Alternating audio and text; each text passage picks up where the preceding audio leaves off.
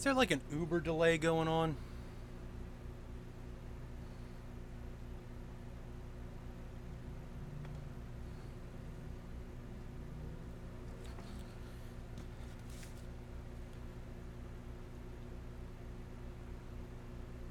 Alright, there's like a super delay going on. I set it to like low latency, and I think the delay in there is just a couple seconds, but I can't look at myself or I'm going to throw myself off. Anyhow, welcome to the stream. Live from Philadelphia, it's the Alex Kennis Show. Alright. So finally got this stuff working. What we're going to be doing here is hopefully getting this stupid thing built. I've been wanting to do this I've had this printer for weeks and weeks, maybe even months. It was sent by a Patreon supporter named Jorg, and so I didn't get this from Creality. But I wanted to do one of the Creality printers for a while because they're working with Naomi Wu for a while, as all of you probably know, and they're trying to get on board with the open source thing. They're still learning what all that means, but I like to try to support these companies in doing that. So yeah, we'll see how it goes. Anyway, I'm going to be taking notes as we go along, and audio's a bit low. Oh, I got plenty of audio.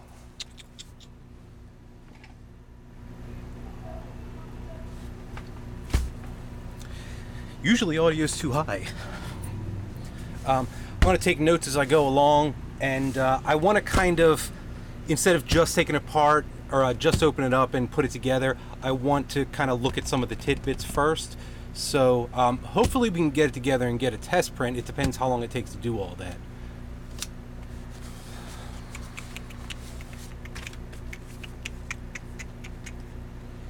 I have very little room here. Alright, the unboxing.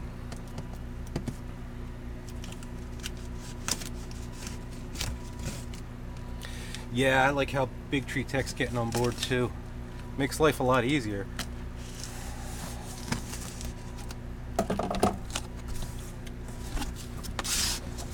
Oh, now I'm covering up my screen. I can't see what everybody's saying. Alright, let me get this out of here real quick.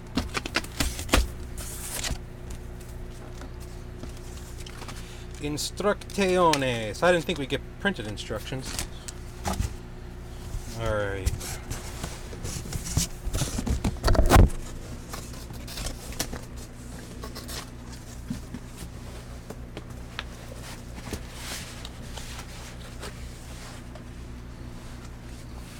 First layer, printer bits. Second layer, additional printer bits. Box over there with the rest of the nonsense.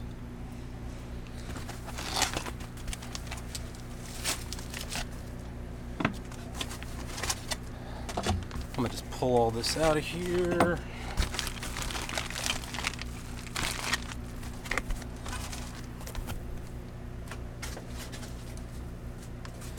It's a nightmare back there with all that stuff. I didn't have time to clean everything up, so I just kind of...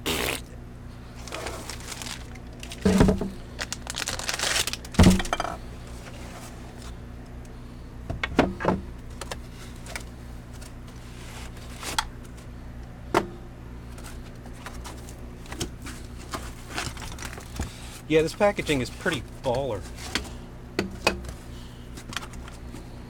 It definitely reuse this foam.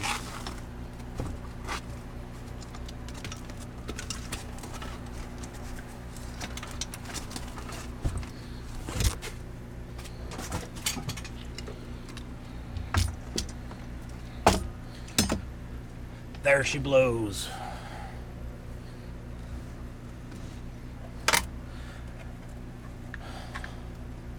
Alright, let's see what we got here. Oh, they covered up all the important bits. Nope, nope, there they are. 360 watt, 24 volts. They have all the zappy parts covered up, so that's pretty nice.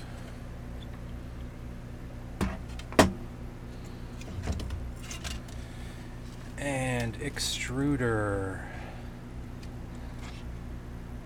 So when I get into this series, wait, my mic is pointed at the wrong thing. When I get into the series, I'm going to be going over like extruder stuff, so this will be pulled apart in the future and then put back together and all that stuff, and we'll try out some other different options. They've got what camera can you see in?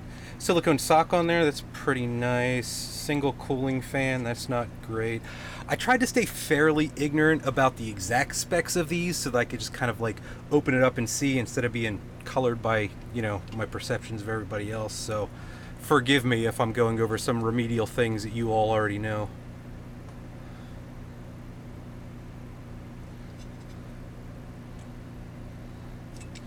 Wheels are tight but not binding. Looks like they have one eccentric nut on the bottom to adjust that. That's good. It should be on the bottom. Is the crappy fake power connector, or is it upgraded to an actual power connector? You mean this one or this one? That's an EIC. This one is looks like that.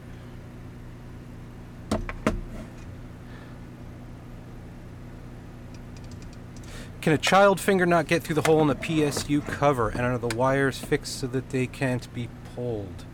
That's a good question. A child could get their finger through here, yes. There are there's rubber insulation over all of the zappy bits, so you'd have to work pretty hard to get in there. But I would personally feel more comfortable with like a smaller hole and a rubber grommet. These are screwed in, they're not pressed in, so you'd have to give it a good tug to do damage.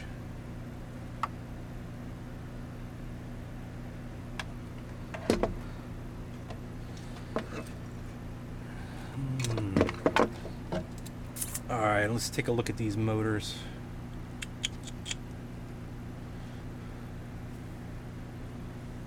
I do have the specs of these somewhere, but they all use the JAV connectors. End stop is built in.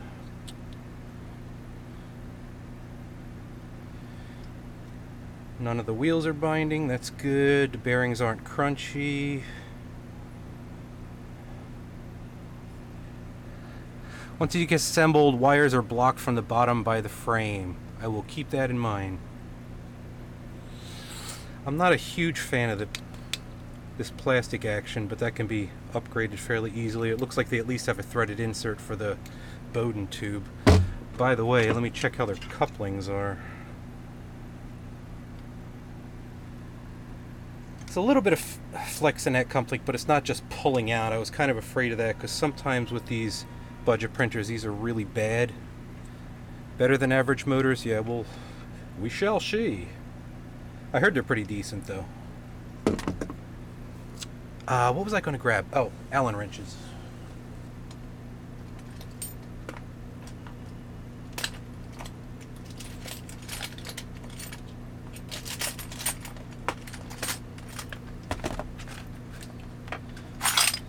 It's my amazing organizational method right here. I want to see how much adjustment there is on this the nut here, because I do know that a lot of people are having alignment issues with these, and it looks like you can align it. I'll have to see when we get to the instructions if they have a procedure for doing that, because that could eliminate a lot of problems that people are having online.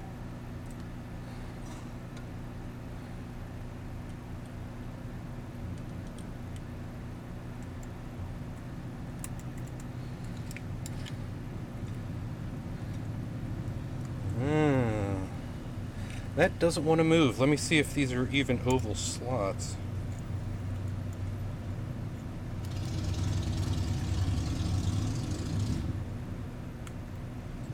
Yeah, there's not a whole lot of alignment there. So I guess we'll see if it's enough.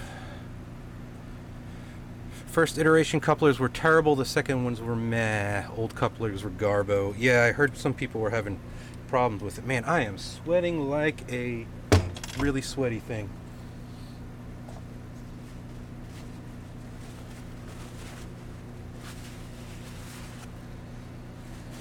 The weather was supposed to be getting nicer. It was in the 60s the last few days. Now it's in the 80s today. Plus I got these stupid lights. Alrighty.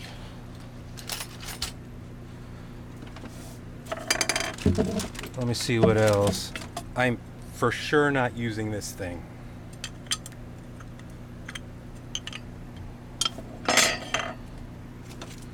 Scrapey doodle doo. If I were selling this for something that kids might be buying, I'd definitely grind those corners down, because these are pretty dangerous otherwise.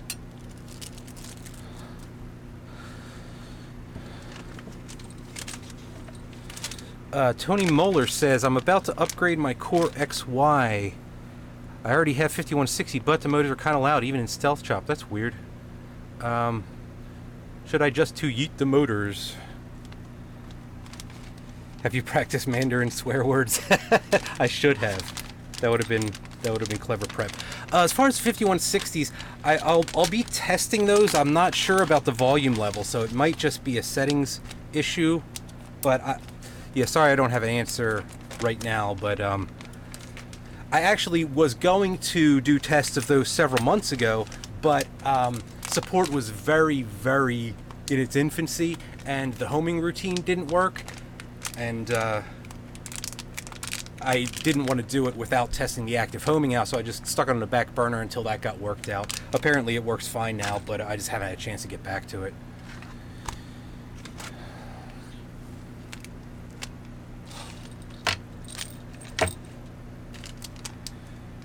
Alright. Ooh, is this a little USB adapter? That's so nice. I'll have to check if that works.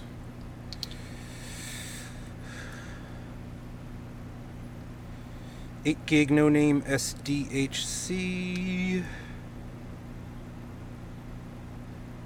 When I get into the series, I'm going to test this for read speed and that type of thing too, just in case people are having problems streaming off the cards.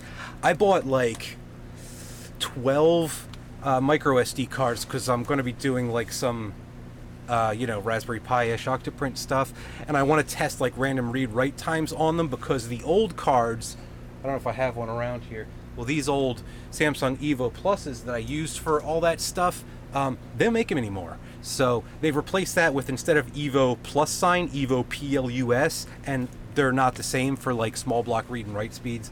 So I'm gonna make a video out of that and give it to everybody, because I need to find out for myself. But I'll test this card too. Alright, other couplers and... Does anyone know, are these upgrade couplers to replace these with, or are these for something else? Because it looks like these are the nice ones with the little clippy-doos on them. There's an extra nozzle in there too. Does not have a size on it. The Carriage... Wheels have a little bit of play on the Carriage, so we'll see how that goes. Should be fine. Z-axis motor.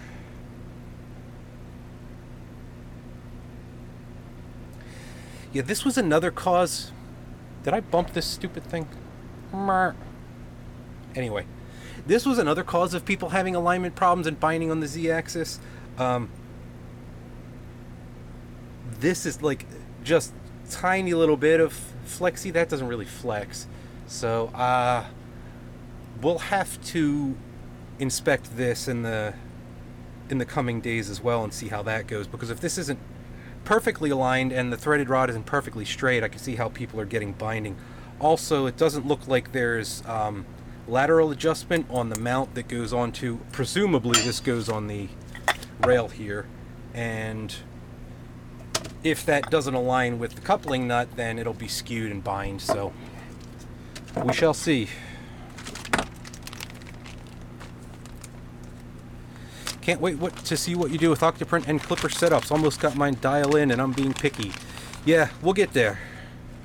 Bonafide Pirate says, I changed that coupler on mine. Yeah, I think the coupler is going to be like one of the first things to go in the mod series, but we'll see if I can do any like fast and dirty stuff with it for the people that can't, for the youngins that can't just go buying new pieces of gear all the time. I'm going to keep all this in the bag for now. Was ist das? Oh, that is the display board.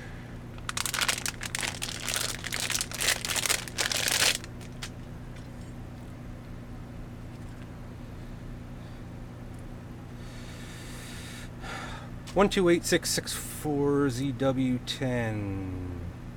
I'm assuming this is just a 128 by 64.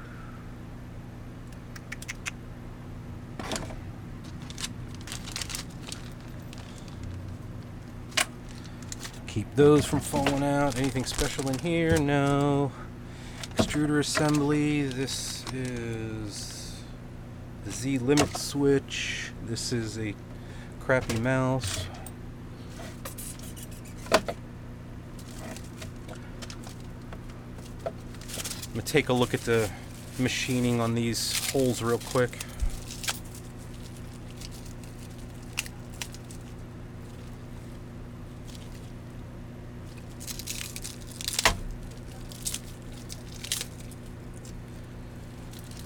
That's not bad.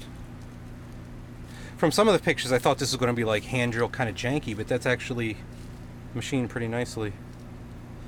I was hoping to see that because the it's hard to get the dome type screws to sit flush against these V rails if you don't machine them out like that. Hopefully you can see that. Hi, Angel of Keys.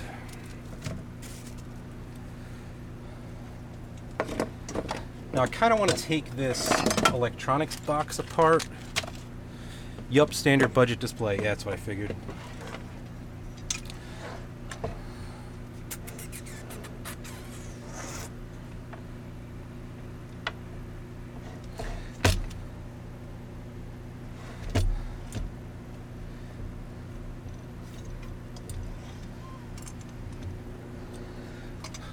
Let's see if I can just pull this cover right off of here and take a look at the electronics.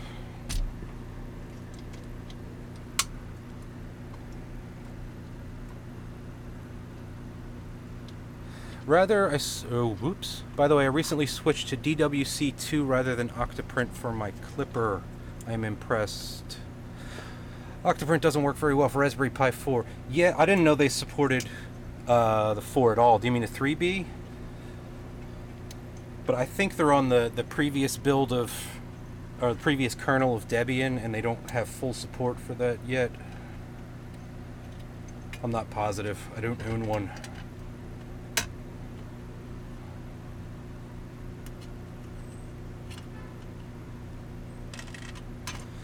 I bought an oops.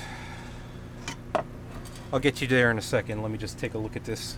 Can you see these electronics?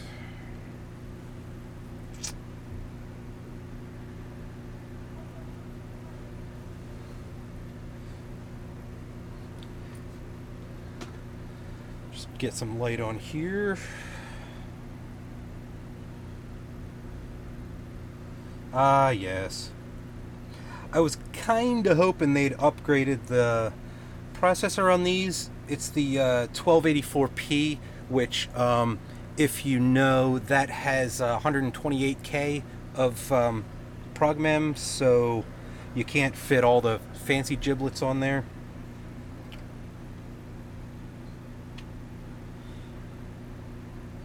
And a CH340G serial to USB.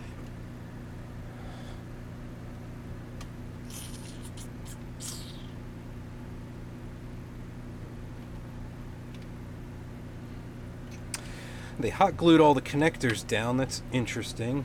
Maybe they had problems with them popping off and shipping.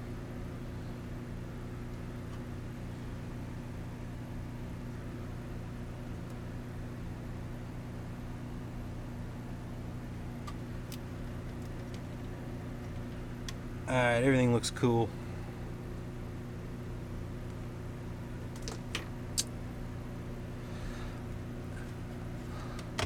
Hang on, let me zip up. There was a question here I wanted to look at. Bought an SKR dip, but then when I tried to power it on with Windows PC, Windows 7.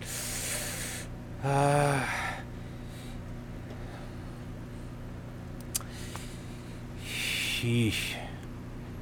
Yeah, as far as the, I have,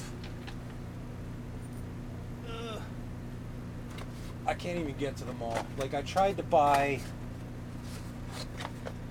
like, one of each of all of the new big Tree Tech boards, and I haven't had a chance to mess with many of them. But I do have a lot of experience with the STM32 chips that are on there. Windows 7 is a little bit weird about like serial drivers and driver signing in general and that type of thing. I moved on from 7, so maybe I'll have to, I think I have an old laptop with 7, I'll have to see how that goes. Like on 10, there wasn't really much of a problem. Like as soon as you mount it, it's just like, hey, what the heck is this? And then when you use it, it loads the driver up. At least it did for me. But there are ways of forcing those drivers with Windows 7, and I will. That was I went through that procedure on a video I was going to put out a couple weeks ago on bootloaders and firmware, but I didn't get around to doing it. So I'll whoops, I have not been making notes. I will have to make a note to go pay attention to the Windows driver stuff.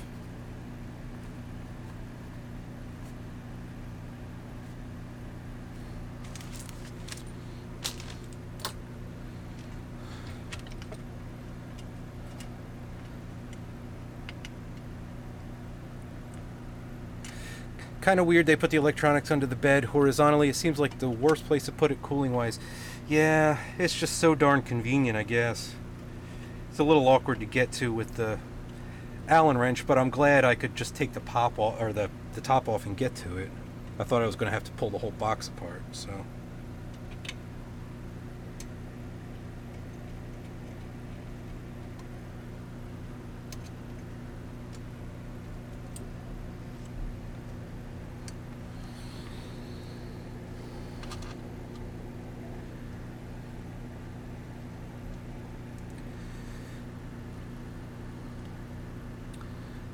Let me see what else.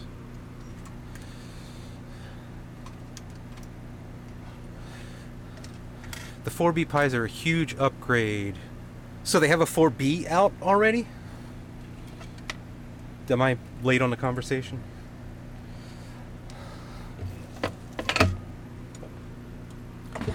All right, instruction time.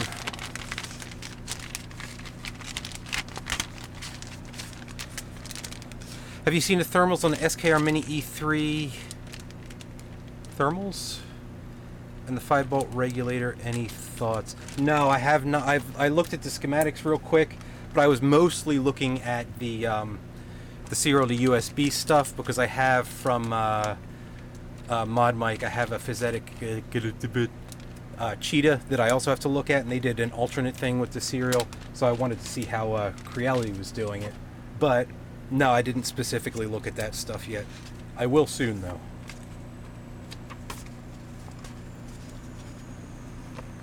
Yeah, they did mess up the USB 3 ports on that Pi 4. That's why I didn't grab one. I guess we'll put this thing together. Not too much else to look at.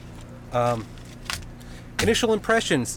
Everything looks fairly solid. We'll have to see how these Bowden couplers do. If these are indeed upgrades, I may have to slap those on there.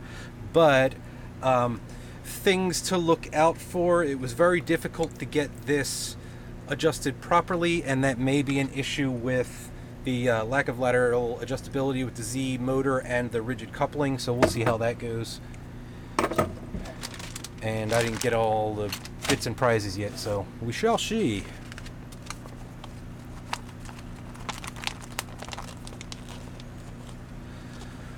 Marlon FW Dev tells me that Mini E3 has some issues with the regulator. Might need to wait for a revision. I will check it out. Actually, let me make a note of that.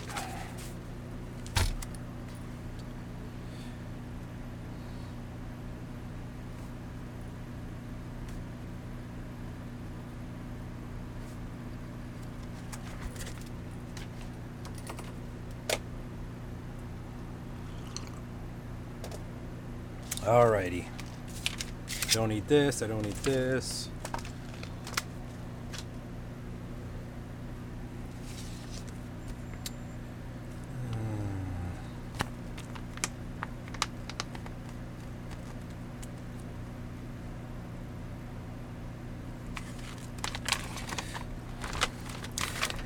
Have any of you built this? Do you know if these instructions are worth following?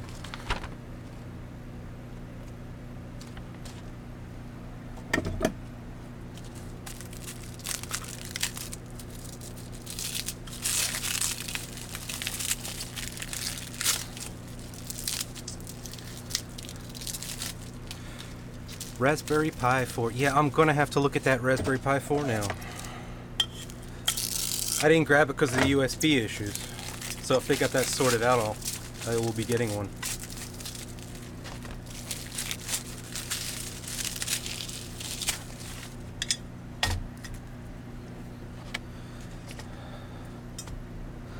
It's an interesting finish. Hang on a second, let me grab something.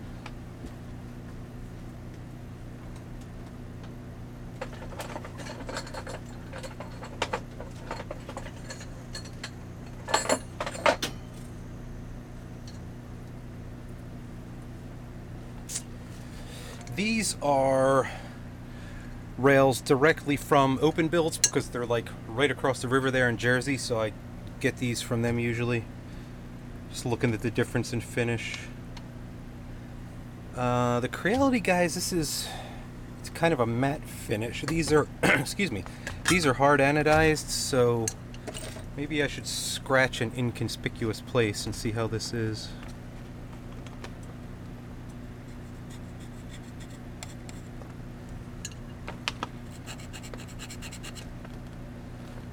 Yeah, the anodization isn't as... Is this even anodized, or is that some kind of spray coating? So we'll have to see how these hold up with the rollers.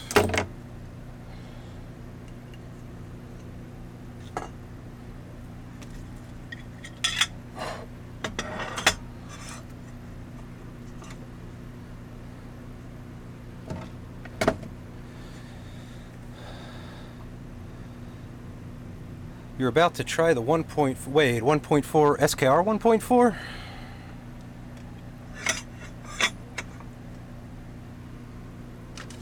Is that a thing?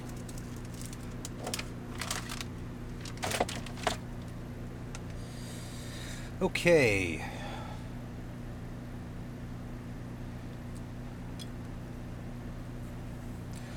Step number 1.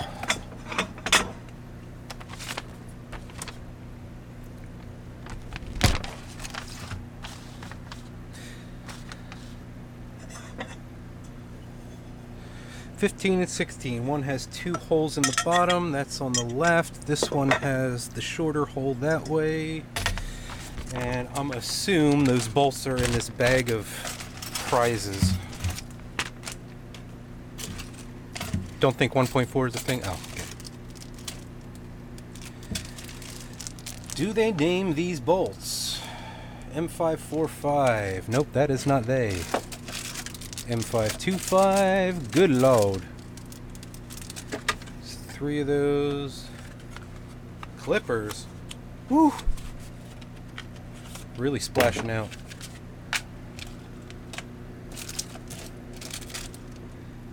Nope, those are the 2.5s again.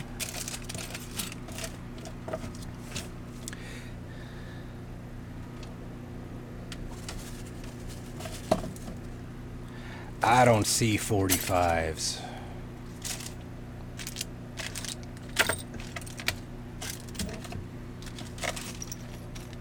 There they are.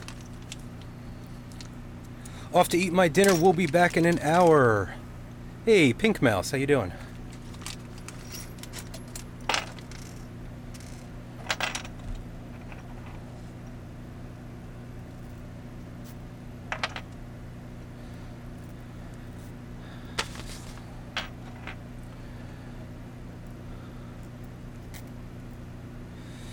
SKR 1.3 dip. Anyone had issues apart from me? I have one of those too. I will be checking it out.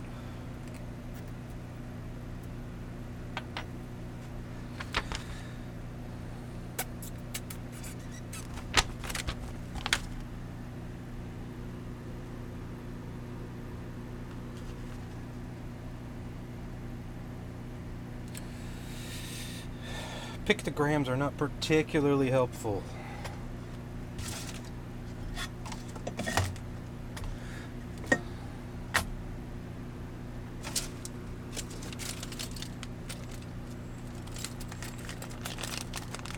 Wash the corners on the V-slot ends when installing the Z-Gantry on the vertical wheels. The POM wheels can get nicked.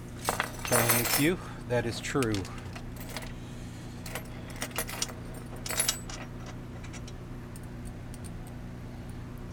Ah, they included the fancy ball end ones. These are great, but don't put a lot of torque on them. It'll strip them out. All right. I need more room.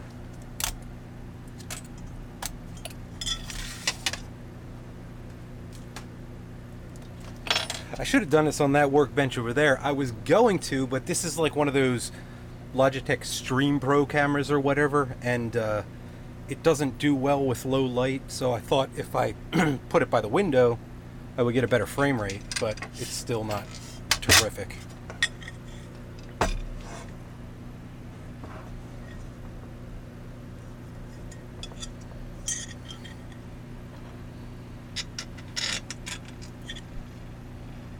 Oh, Gen 1.4, gotcha.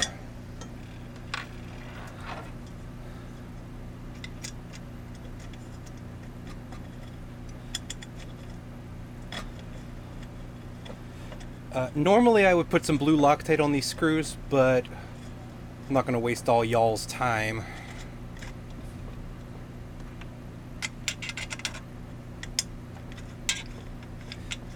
It's one of the things I like about building with the V-rail stuff is you can tap these 5mm holes in the end pretty easily and bolt them together.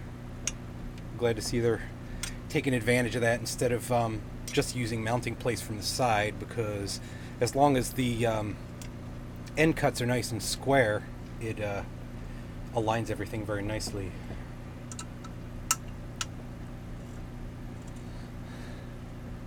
Might want to leave the 4 bolts on the bottom loose until after the gantry is fitted. Good call.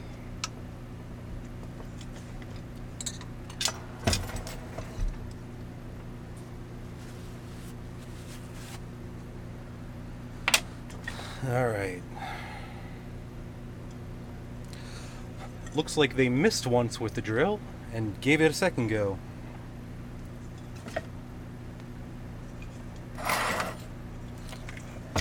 Just an Ender 3, no X or Pro or anything else. Yes, just the 3. I wanted to try just the basic B version. Pardon my harsh letters.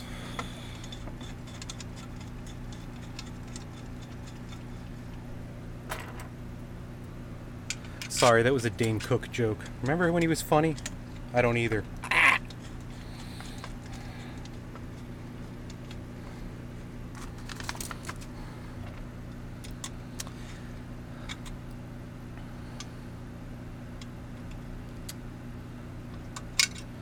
My 32-bit test printer was the BQ Direct BQ Direct SKR 1.3 32-bit.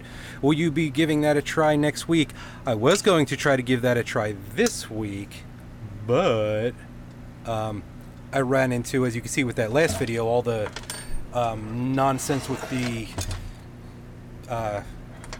what are they called, 2209s, with the disagreement in the data sheets and all that stuff, and ends up I had to look up a lot more things than I thought I would.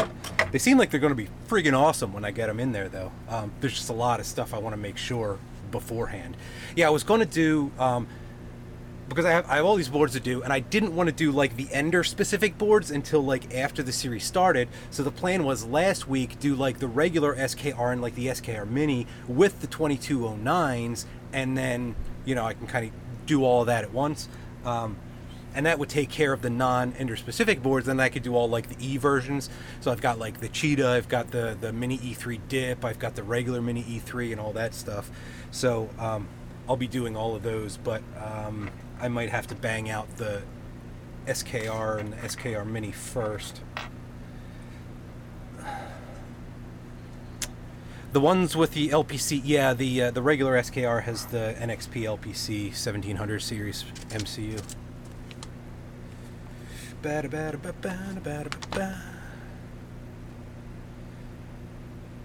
We have our limit switch.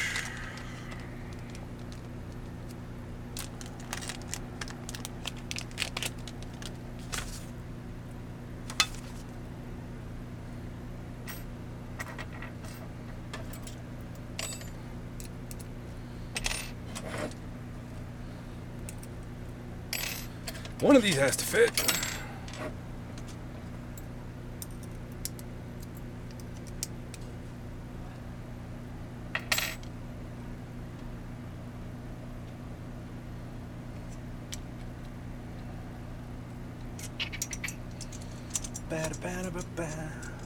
Approximately 32 millimeters. Well, these are 40 millimeters rail, so I'm just going to kind of line it up there. Snug it down.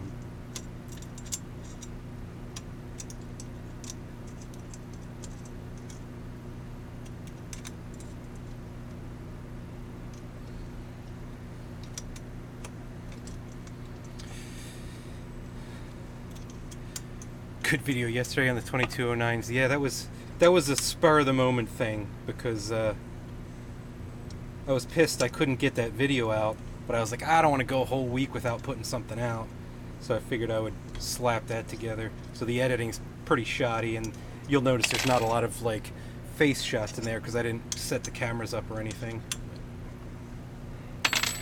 Alrighty, oops, that was step 2. Oh, we skipped a step. To the display. These are the M5x8.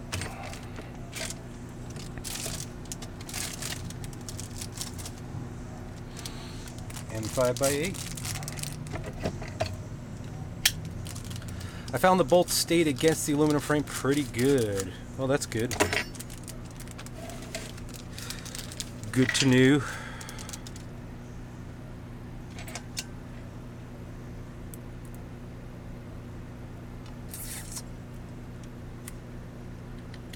Trying to figure out if I should plug this in first. It looks like it's pretty easy to get to the EXT headers.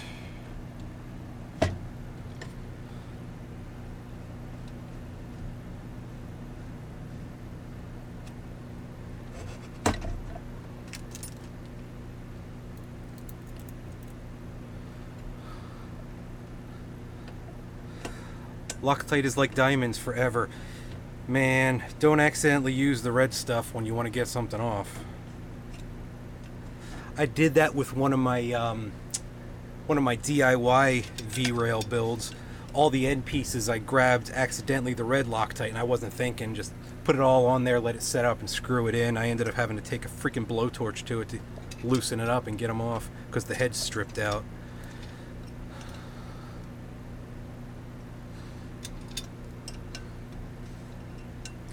Just aligning this here. If it's crooked, I'll have an OCD fit.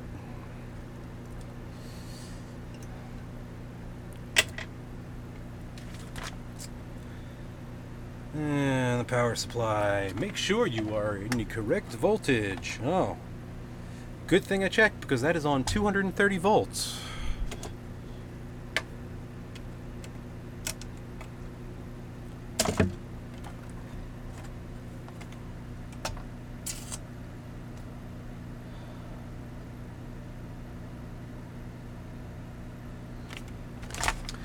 Well, that's a little vague with those bolts. Those are definitely not the 8 millimeters. I'm going to assume that's what I do with these other two. Yay, nay, maybe not.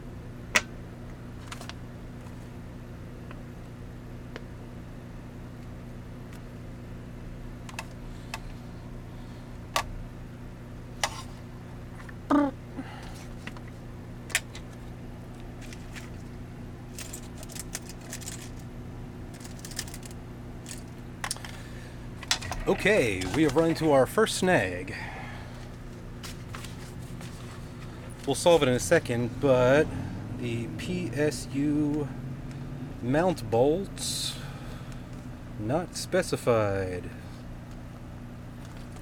233 through whatever it takes. That was a great movie.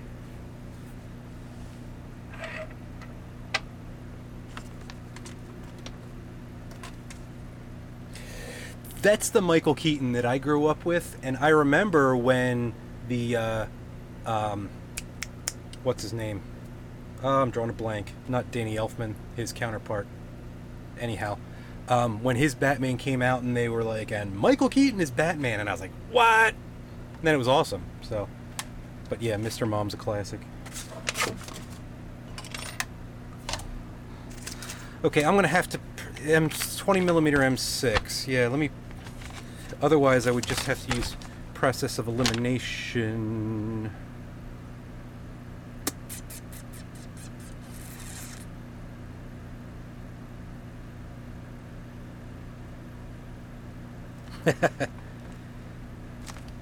I'm pretty good with movie trivia. Good movies. These are... well, let's see what the holes are. These are M4s.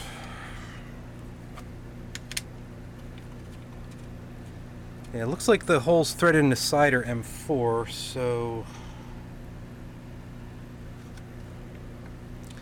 that's a bag of 3. I don't see a bag of 2. We do have the M4 18s, the countersunk ones, but I think those are for... yeah, the countersunk ones are to mount the motor. And I don't know why there would be a bag of 3 if there's only 2 mounting holes here, so I'm probably missing something.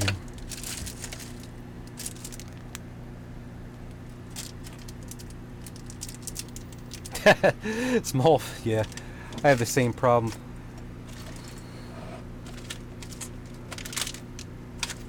What are you? These are M416, but there's a bag of... oh, reality. Alright, how about we don't have to mount this right now, and I'll just come back when whichever bolts we have left over is the one that goes... are the ones that go with this.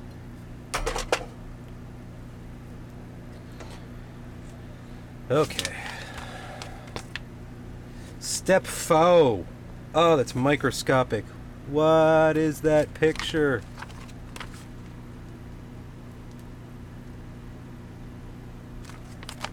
That is the motor.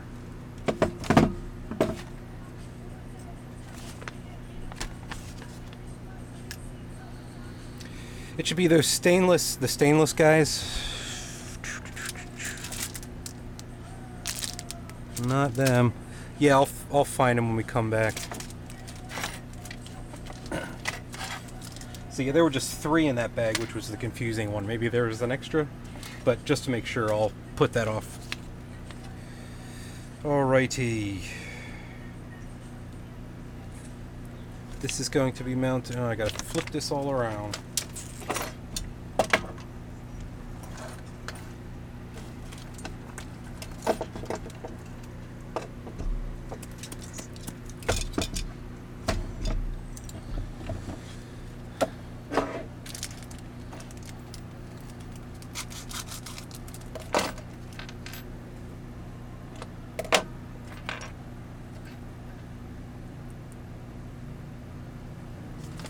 Cap head, cool.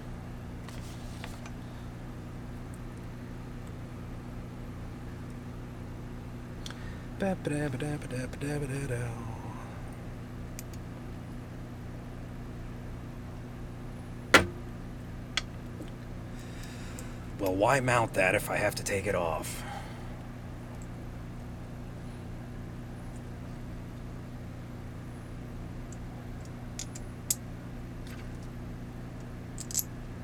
They do give extras? Alright, well that explains it.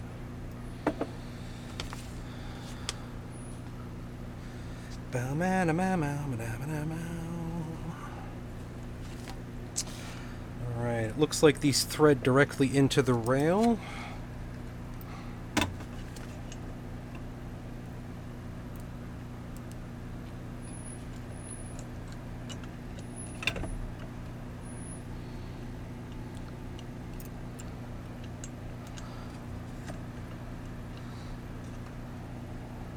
I'm going to leave this blowing in the wind a little bit so I can adjust it later, and I'm even going to loosen up the other nuts or bolts.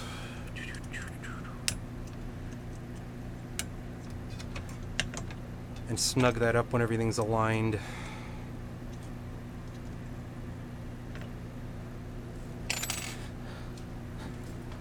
If I miss anything as the chat goes by, just scream at me again. There's a spam thing on it, but it's like a 10-second filter. I put it on like the very lowest one.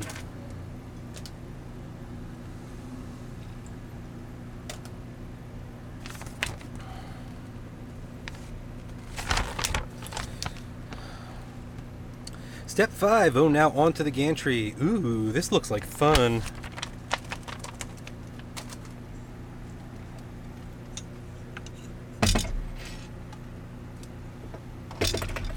Still blowing in the wind, never quite get it right. Yeah, we'll see how that goes when I get this all together. Okay, gantry time!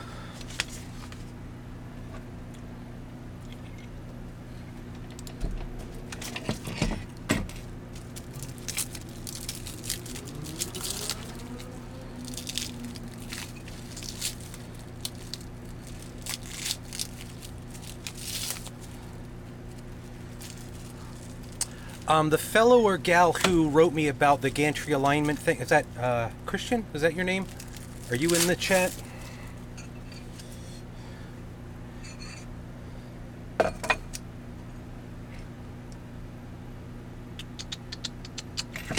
All right.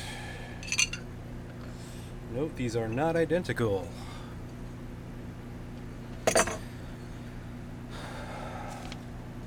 That way.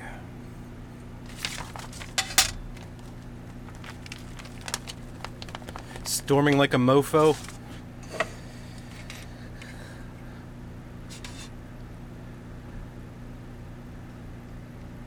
Tip for everyone, tag at Alex Kenneth if you want him to answer something. It makes it a hell of a lot easier. Yes, thank you, Bo. That is true.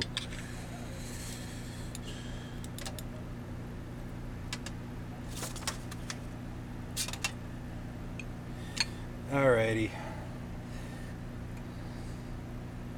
Place the small metal flap into the buckle. Any of you George Carlin fans? Let me get the belt out.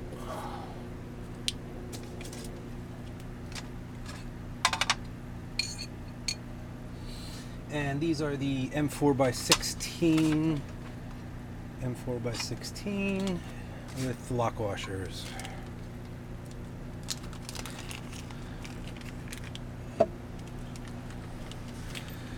Huge soft spot for Ender 3. It was a printer that made me pack in my day job and start doing 3D printer stuff as a small business. That's fun, because day jobs suck.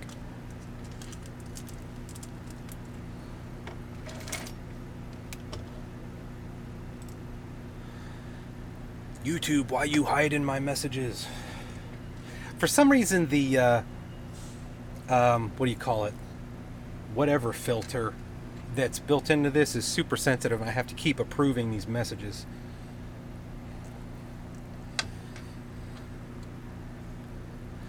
Andy Davis says the extruder mount Z bracket wasn't 90 degrees on mine. Had to correct it to get the lead screw right. Yeah, that's one of the things I will be wary of. Check if your PSU is well grounded. Good idea. Because if that's floating, all kinds of crazy things could happen.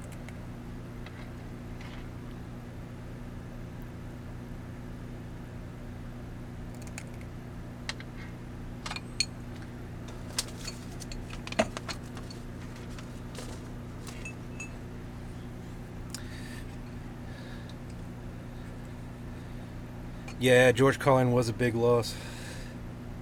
I have like 5 of his comedy special routines memorized.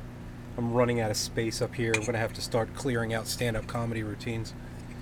So, alrighty.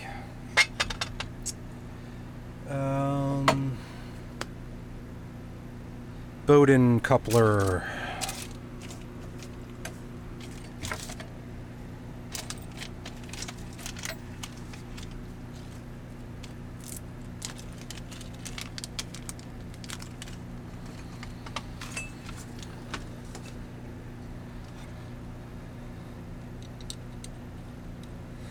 Trying to go by the instructions and not jump ahead and be like, ooh, this goes there.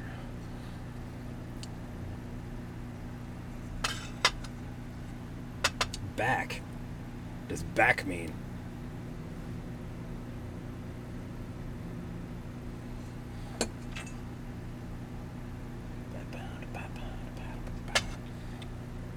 Anyway.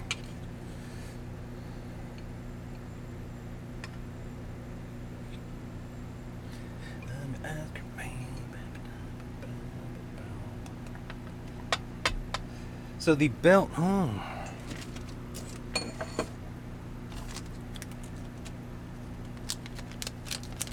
switch mode capacitively coupled mains. Yeah. Yeah, if that center reference cap comes flopping loose and you just have randomly 230 volts floating around your supply. So these are just secured on the end by these little crimps. That's bizarre. Sorry, I keep reading ahead. I will eventually bolt this together.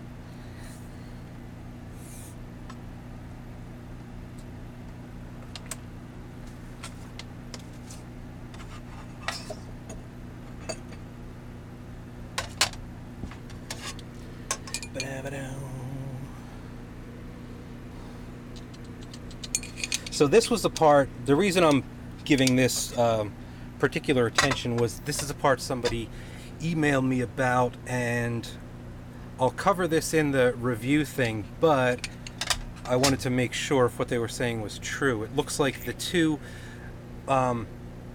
eccentric nuts that adjust the tension for either side are both on the inside part. So to get this properly tensioned with the wheel sitting flush against the outside rails, maybe you can see that better up here. Oh, there's a delay. You would have to loosen up the bolts that mount it to this guy, or use shorter bolts and T-nuts. So I'll have to see when I do the get deeper into it which one works better. But for now, we will just bolt it together as the instructions say.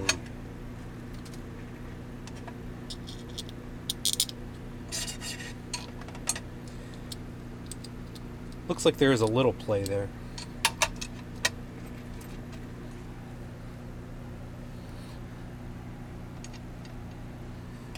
Someday, I will grab the right size wrench the first time.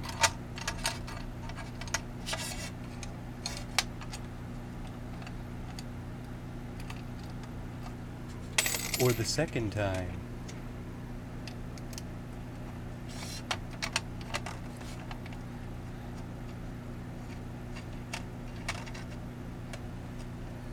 It'd be nice if those were countersunk ever so slightly to help lining them up. And there she goes.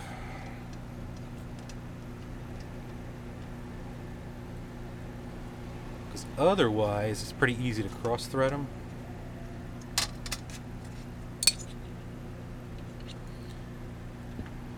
And I'll leave that a bit loose.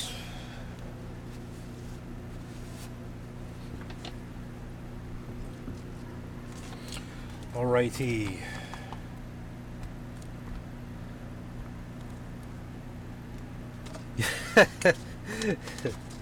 I forgot to put in the joke in the video I put out yesterday about plugging the USB thing upside down, because I have the I had the camera set up when I was doing all the little, budget oscilloscope stuff. Then I went to plug the ST link and it was upside down, and I was like, ah.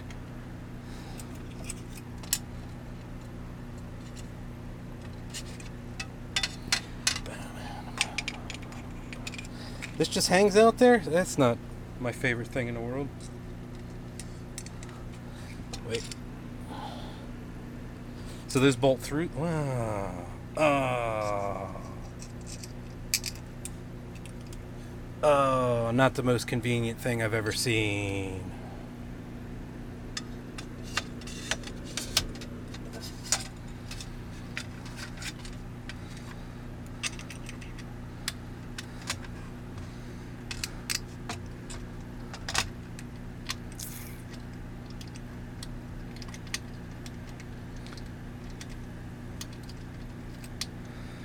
I personally saw it from the XT60 to a permanent cable.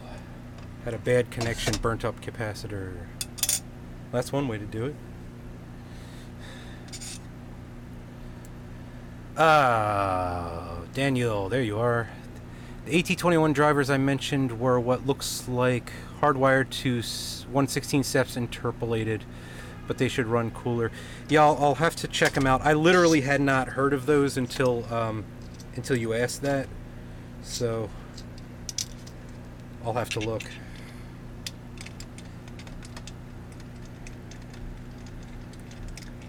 But yeah, if they have a lookup table to generate the microsteps internally, then they should be a lot quieter if they handle the current regulation.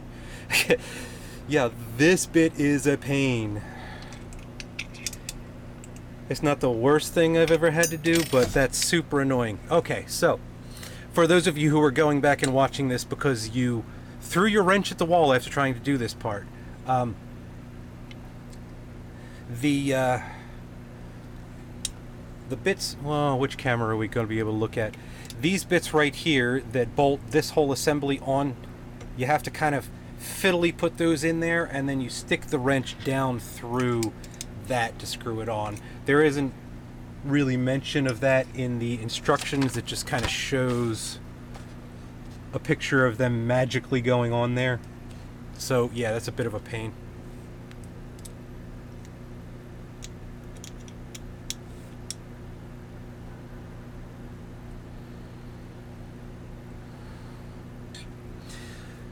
Okay, and this, hopefully you can see this here, I noticed I put this in, and this is getting real tight before it's flush, which is interesting. Which board revision have you got? No, I don't think it's the one with the TMC drivers.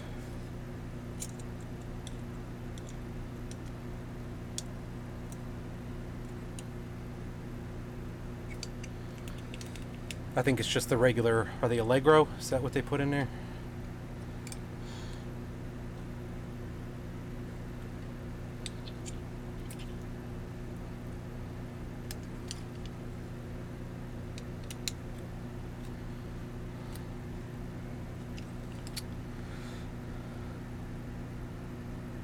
Backwards. Ah, yeah, I'm looking at this in my lap and I'm looking up the thing and I was like, wait, did they not remount both sides? All right.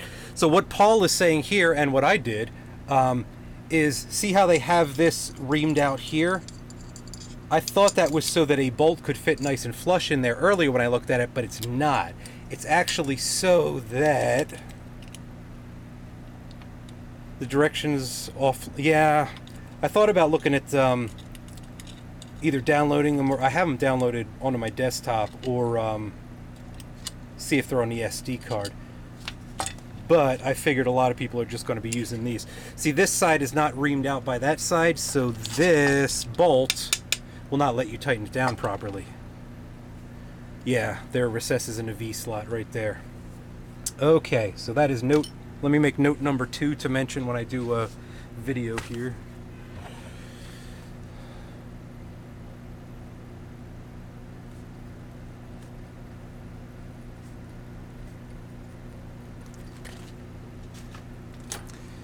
Yeah, I assumed they were symmetrical. I didn't think to look at the other side for that. But, lesson learned.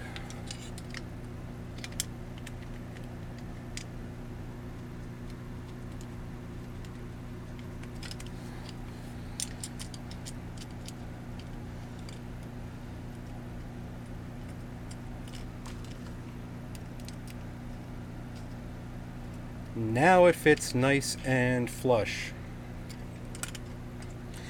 Good thing I have to do this again.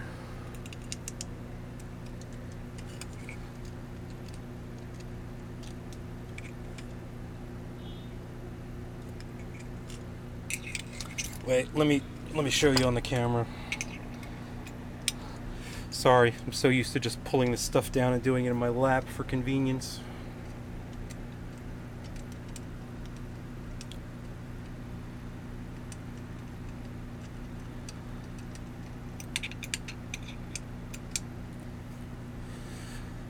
The one with the Trinamics is not from Creality. Was that like an AliExpress replacement part or something like that? Or you mean the whole printer is not the one from Creality?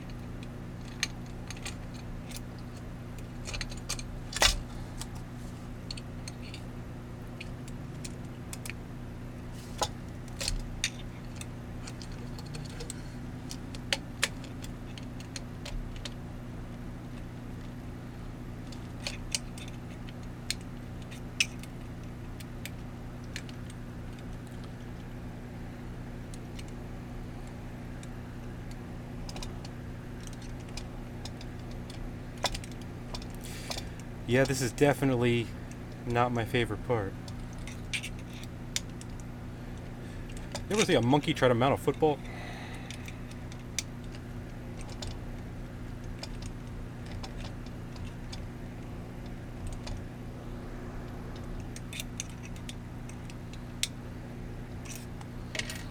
Alrighty.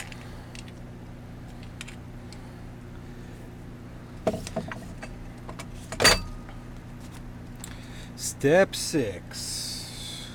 Wait a minute.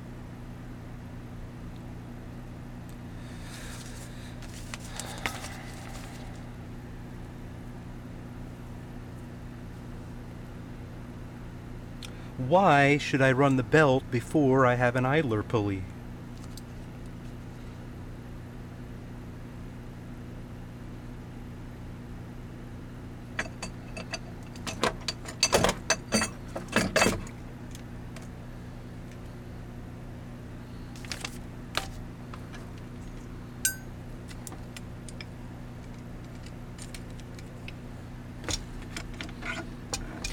Because they said so.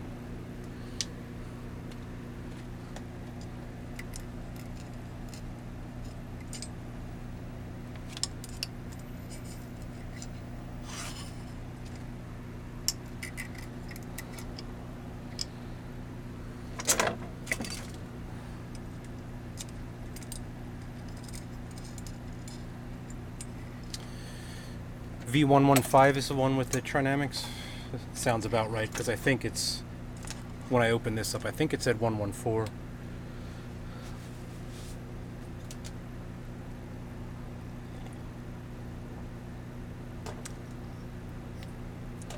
Any data sheet for the A2 2100? I don't know. I did for like, after Daniel made that comment, I looked around for a data sheet for like 10 or so minutes last night after dinner, and I couldn't find one, but I didn't dig too hard. Sometimes you have to go to like the Chinese language search engines and you can find them better, but I'll try to take a look for it. Alrighty, so now I have my belt flapping around just as you all wanted.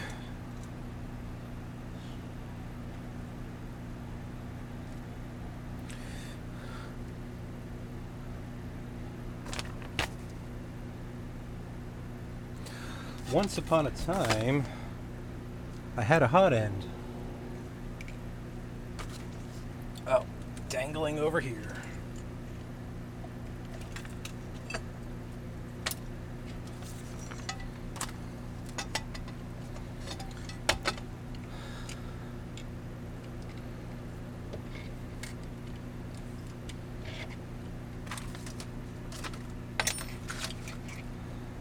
Even with the Trinamics, they are standalone in Stealth Chop on all axes. Good to know.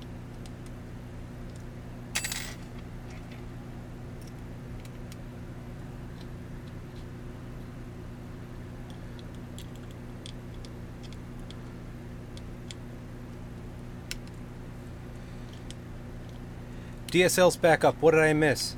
I bolted a gantry backwards.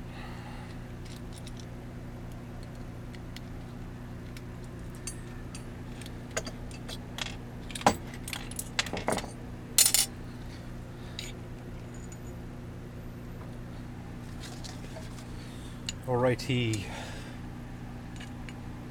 Do I have to do anything fancy with this?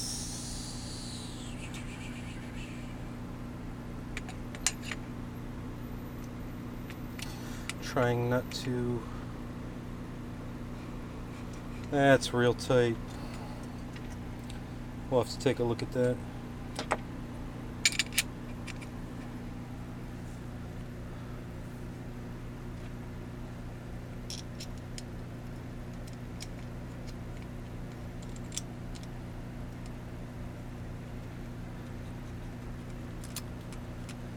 A bit confusing since there are two different boards with the same version number. Two 115s, you mean? I assume.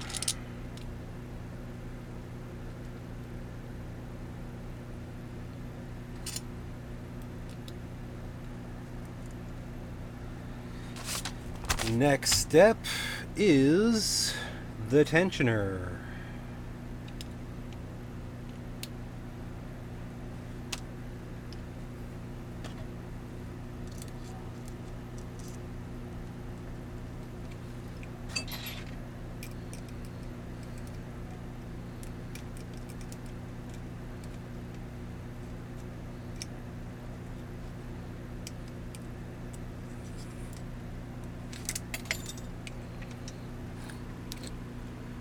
Yup, TMCs. Alright, where is our tensioner?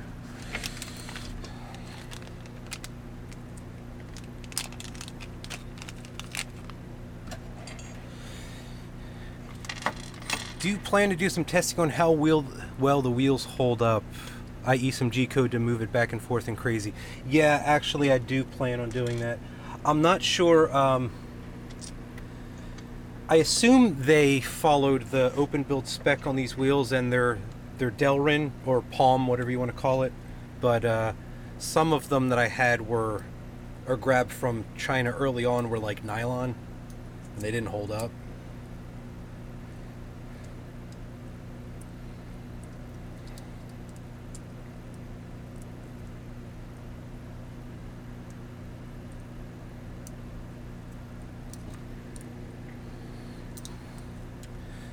Sorry, off camera, here, on camera, I'm putting this together.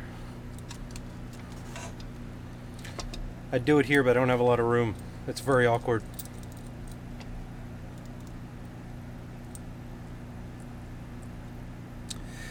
Ransombot says they hold up very well. We have a few thousand hours on Ender 5. They get a little fuzzy, but they calm down afterwards. Cool.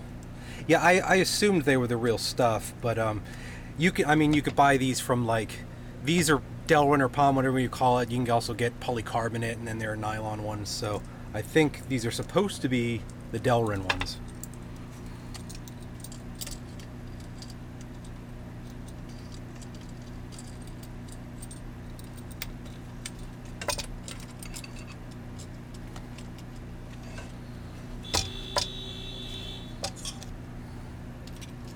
Some very important person is honking out there. Oh, come on.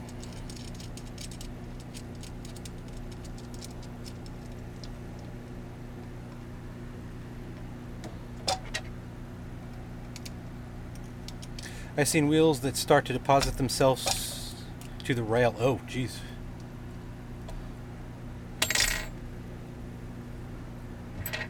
I've seen the polycarbonate wheels, but they actually be better.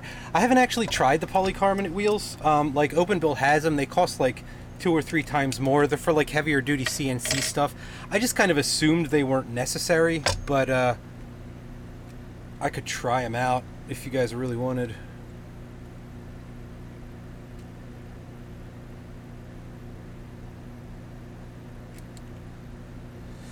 Alrighty. This step, we're putting this. I'm not a huge fan of this. I guess that's probably the easiest way to do it, but that seems like it will be unreliable. I guess we'll find out.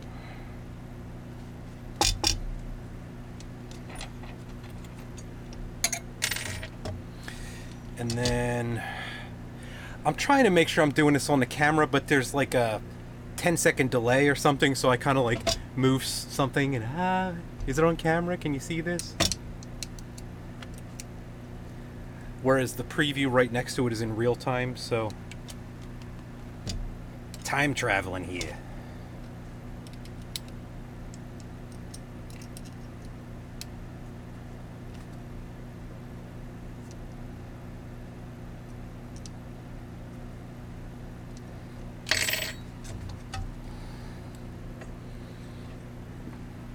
Okay, what do they say to do next?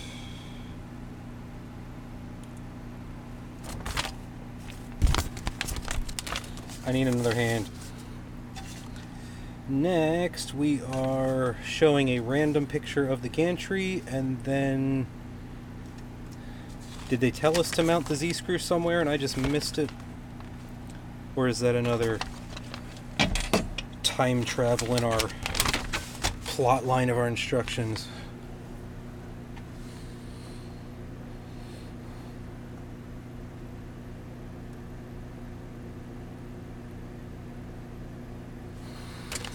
This is the fun part. Alright, well, they seem to have skipped some steps here, and I assume this is going to go on I was interested to see if they would have grease on here, and there is grease, so that's good. I'm going to check this on the desk over there to see if it's flat.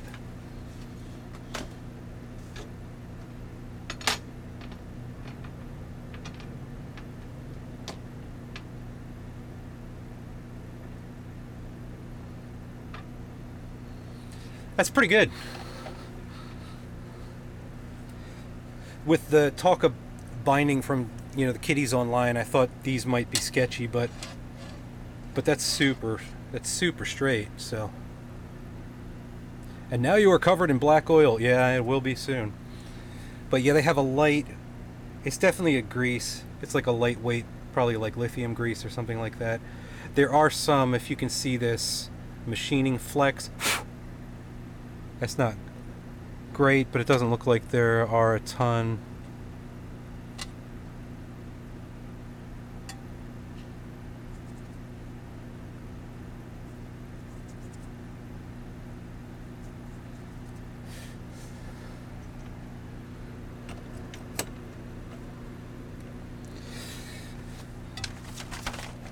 All right.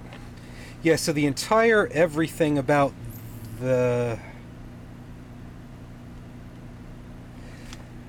this is missing here, so I guess I'll just YOLO it.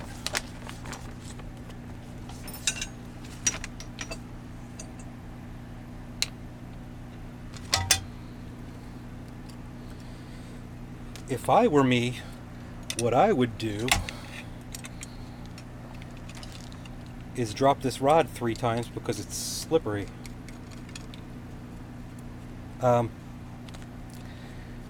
Mostly people don't know how to put the thing together. Yeah. So since there's not any instructions here, I'm just going to thread this rod on halfway and then deposit it from the top.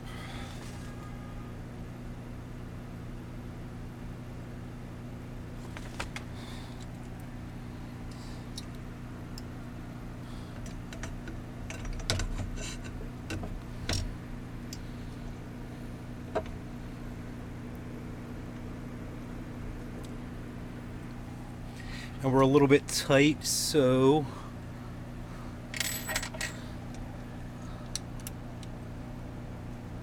in my experience, the rods have always been fine, but the top bracket and the nut is okay. I can't see this other bolt.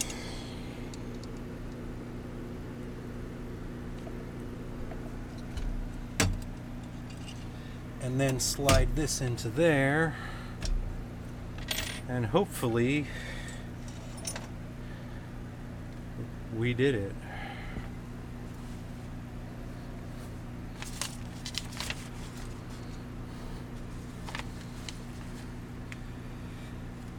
Do not over tighten. Okay.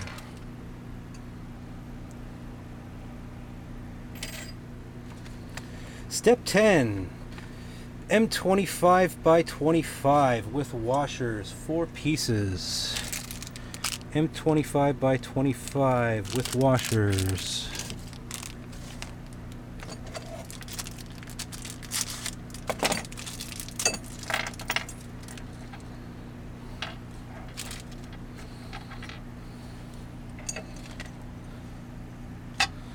And end caps.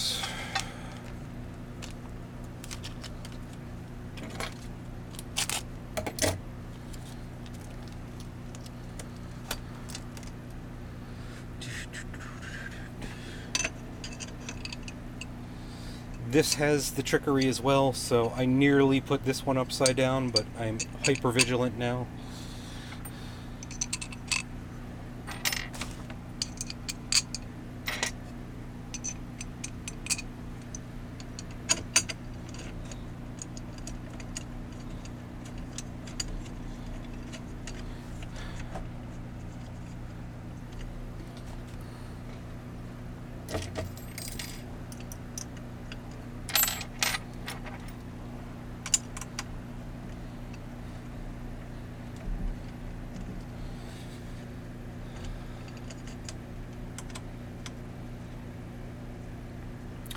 I was going to prep like Allen bits that fit everything and use a electric drill, but I wanted to have the full experience of putting this together.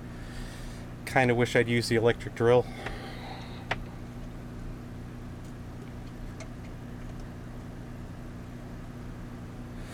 Pink Moose says, I built mine on a piece of 18mm thick flat glass so I could make sure everything was flat, square, and true.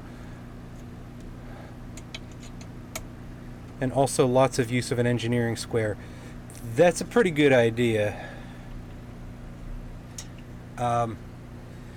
Theoretically, this should pull itself fairly square because there's not a ton of play, but there is enough that could cause binding. Let me see if I have a square available.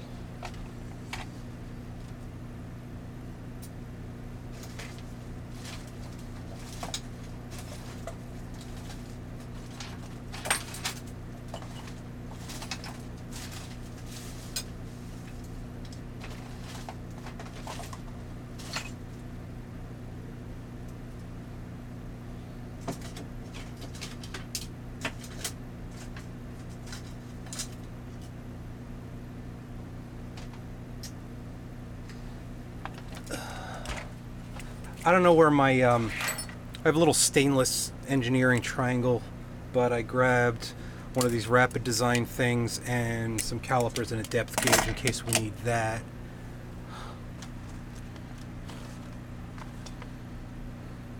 Full experience is throwing out the lead screw with the packaging material because it is in a vinyl tube. Yeah, when I first opened it, I was looking around, I was like, oh my god, they forgot the lead screw. But yeah, it's in there.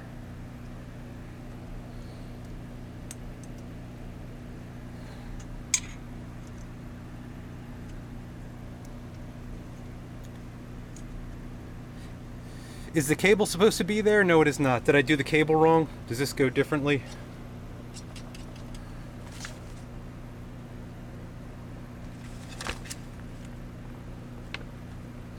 On mine, some of the beams were not cut square. Ooh, yeah, I didn't even think to check for that, actually. Let me make a note.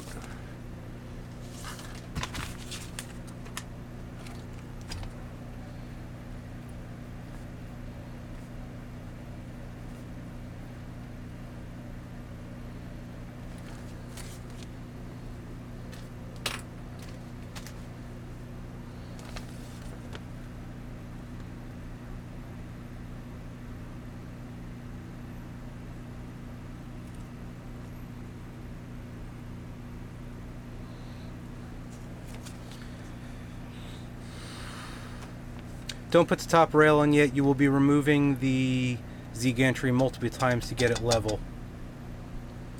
Yeah, I didn't tighten this down, but I suspect you're right. I also don't know how this is supposed to be routed, so it doesn't seem to. That's what I was looking for in the instructions just now.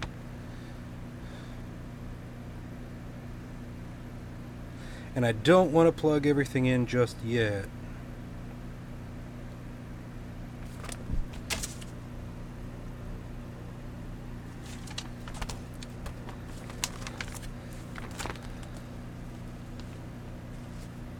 Well, it looks like that's everything other than plugging in all the motors and whatnot.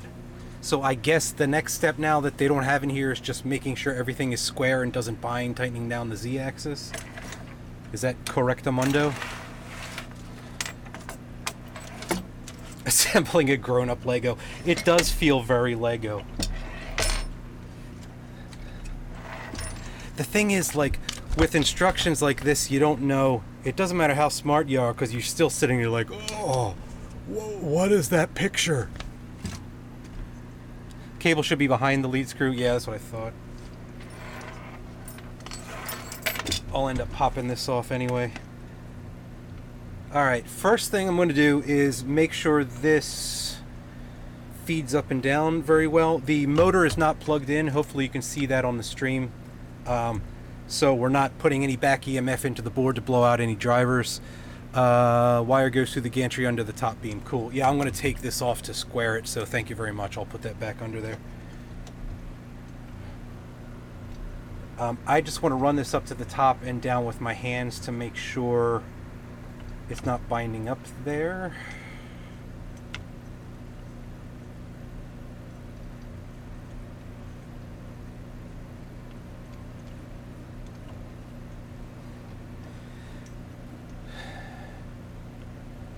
And then I'm going to wind it down and tighten the bolts down on the bottom. I don't know if they have a procedure for this. There wasn't one in the papers. I'm just kind of using common sense here. So I'm just going to sort of treat it like putting a wheel in a car and like tighten it up and cross and turns. So making sure that these aren't binding, then run it up to the top. I'm going to tighten down this side in the motor and then run it down and tighten down this side in the top and then tighten the top down. But I have to take this off to put the wire through because there was no picture of that. So let me do that first.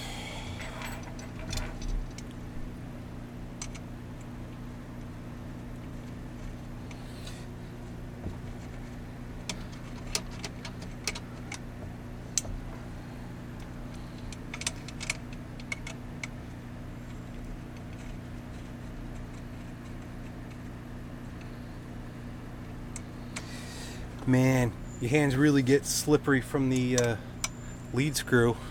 Makes it very difficult using the included Allen wrenches. I'm like one slip away from saying screw it and grabbing a electric wrench.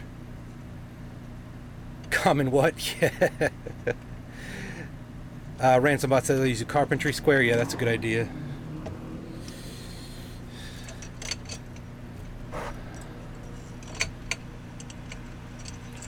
Like that? Wait, you can't see that.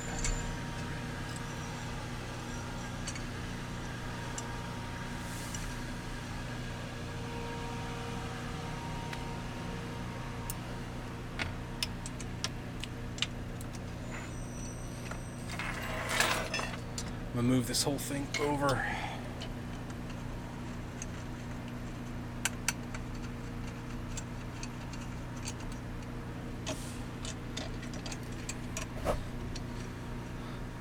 Sorry, I just bumped the mic there.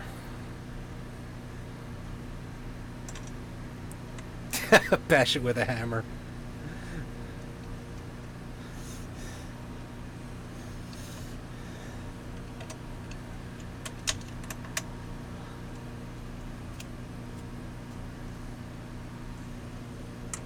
That is a bus. It's idling right outside the window. Legally, they can only stay there for 5 minutes, so... Thomas Solander uses a power drive. Yeah, I thought about doing that, but like I said, I wanted to get the whole stupid experience so that if something happened, like, hey, my hands are all greasy from touching the lead screw.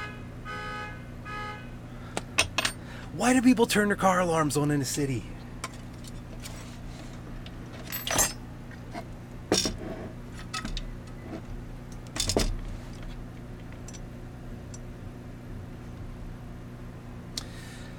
Alrighty, now back to this. So I'm going to run it down to the bottom, tighten up the left side, run it up, tighten up the other side, and then see how we go. No, the hammer for removing prints. Yes.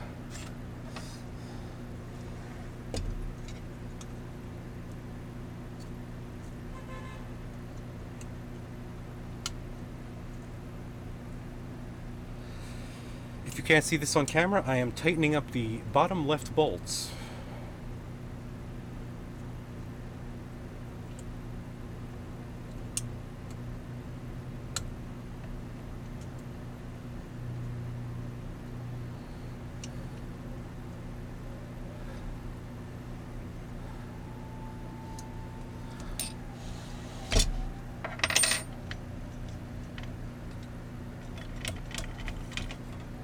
Now I'm going to tighten down the motor, or snug it down.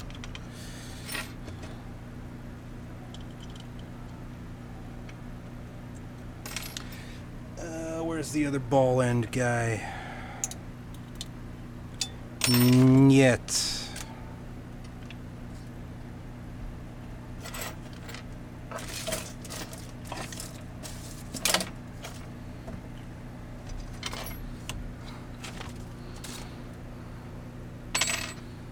Alright, be that way.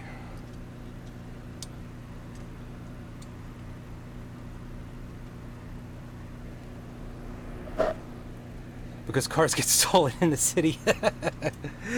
Yeah, but the car alarms don't do anything. I mean, if you have them like, if you have them with like GPS trace and things like that, that's one thing. But a lot of people have the sensitivity way too high in the city, and like just from somebody passing by with a motorcycle or a bus, it starts going off.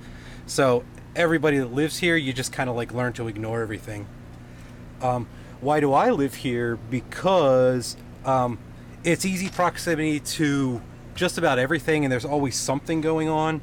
And I'm the kind of guy that likes getting up in the middle, like 3 in the morning, and going and getting a falafel 2 blocks down and things like that. So, but you know, we have all the art stuff and the crafts and the maker spaces and, you know, hacker spaces and all that stuff. So the trade-off is you don't have a lot of room to work with, and you occasionally have annoying people outside your window. But I do live in like a super busy part of the city, so. I also used to work as a audio engineer when I wasn't on the road, and I ran sound at like 3 of the clubs right on this street here. They have since shut down, and I don't run sound there anymore, but I still live here. So.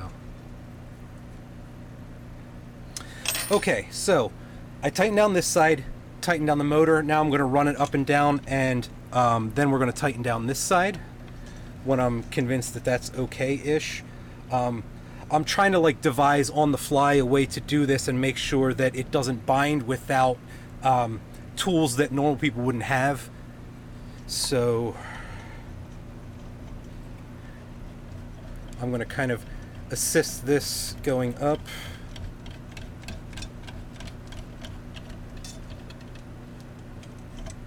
And then take it back down again. And where this sits right here, theoretically, that's not binding anywhere along the axis. So once I get it tightened down, we'll double check that.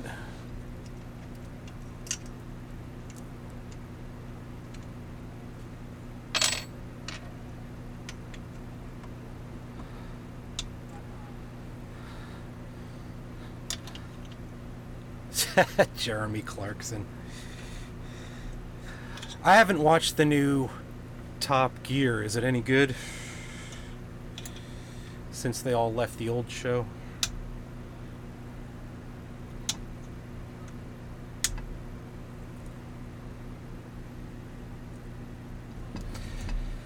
Okay, other side tightened down.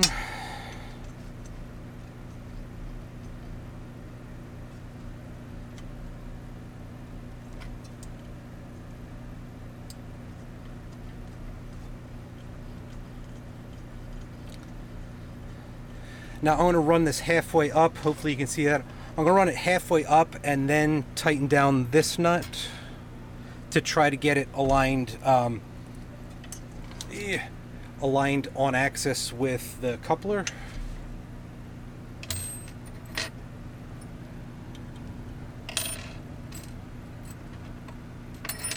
Normal people don't watch my stream. Good.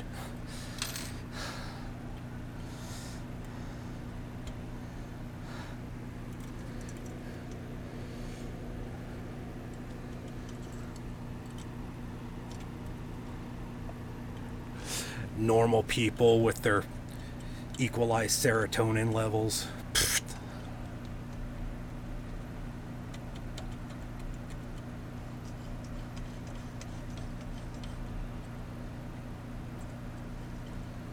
I'm just checking to see if this is getting weird at any point in time, and if it seems cool, I'm going to go ahead and tighten down this nut. Hopefully you can see that. Let me slide this over and it won't be binding.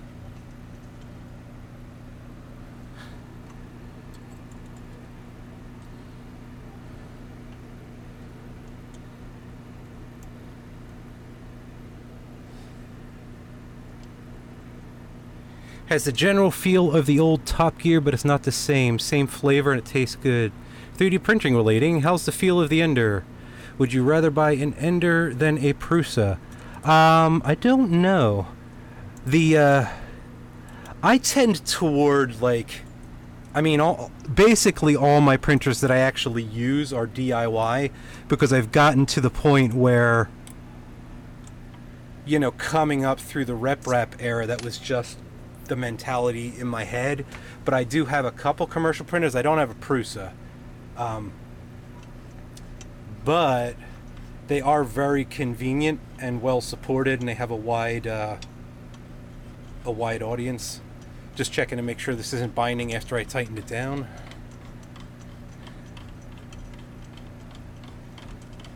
So we'll see when we get into the mod series. The thing I'm most interested in the like this versus other things, like I think at this price point, as long as it's safe, it's probably pretty good for a beginner, except for all these little quirky things with the instructions. But it's also probably pretty decent for a mod platform. The thing I'm concerned about is like how much it will cost when all is said and done, and it gets tweaked in, and like all the mods are. I'll have to do do a proper BOM and see how much that goes into it. Because if we end up replacing the hot end and the fans, and who knows where it's going to go, we'll have to see. This feels pretty good after doing that whole tightening this, tightening that, tightening the other thing action. So now I'm going to go ahead and do the tighten the top bolts down. First, I'm going to back them all out to make sure that they're loose, because I don't want to throw that skewed.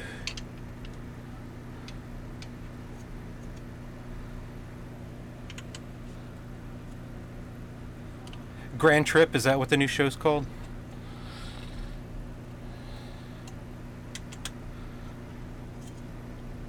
Not safe, don't have thermal runaway. So they don't have thermal runaway protection out of the box, because that was one of the things I was going to have to check.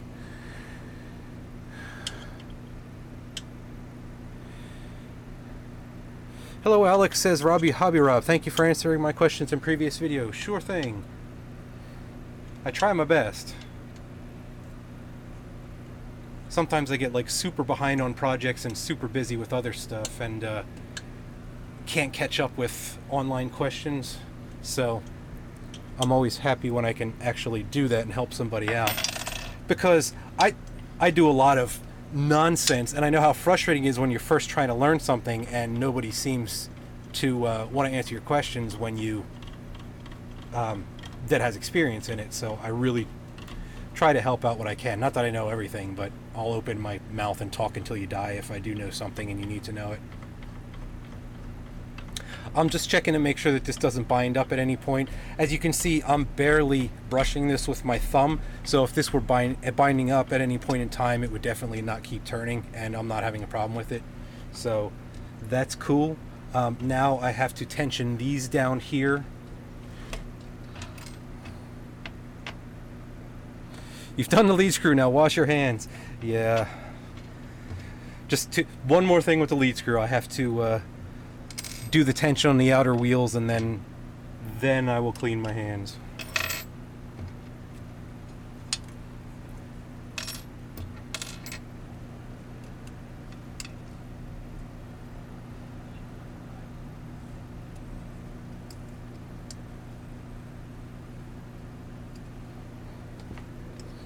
Oh God.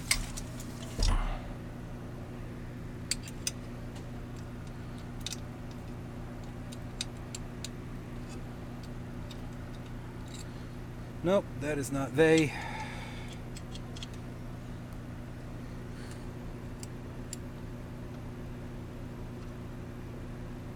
Oh, yeah, that's right. Can't get to those, so yeah. There's a note there. Make sure, leave these a little bit loose. Make this tight, because you cannot screw through the stupid thing unless they conveniently put holes in it somewhere.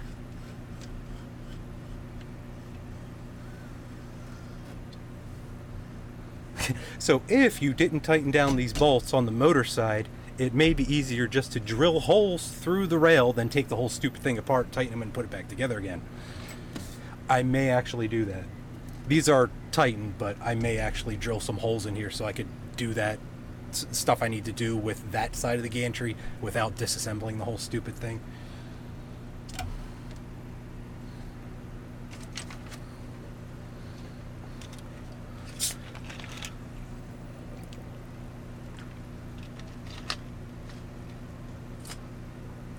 Sorry, getting dry.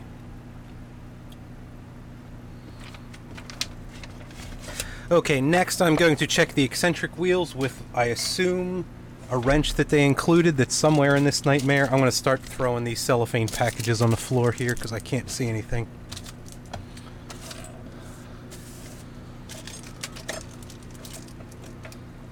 Do all the rollers make contact with the frame? I am checking that right now. First step I'm going to do is actually loosen all of these eccentric nuts. If I can find out which direction they're in. Nope, that is tightened. That is loosened. These outer wheels do not make contact, so I'm going to tighten those up. First thing I'm going to do is just tighten the right side eccentric nut because this is the one that's going to be locked down, and then this side is going to be our adjustable side. So let's go ahead and lock this.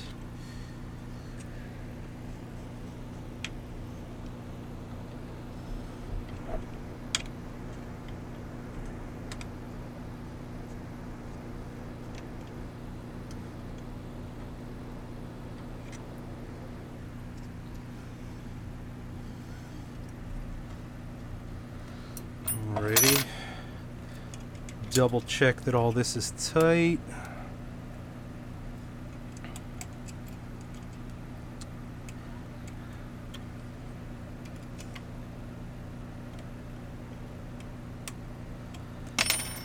Okay. So who asked the Ronald Whitteman.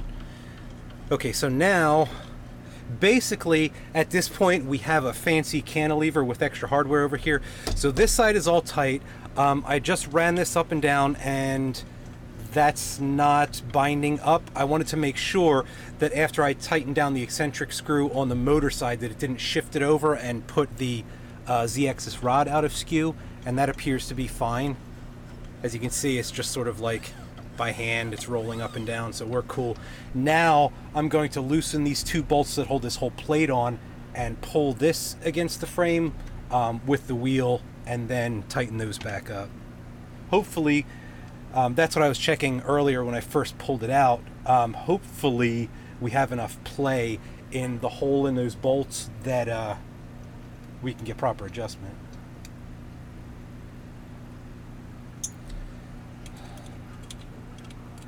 Again, none of this is in the instructions. This is just kind of flying by the seat of my pants and from what I've heard through the grapevine. So yeah. So as you can see right here, hopefully on the film, that's a little bit loose. Now I'm going to tighten this nut down.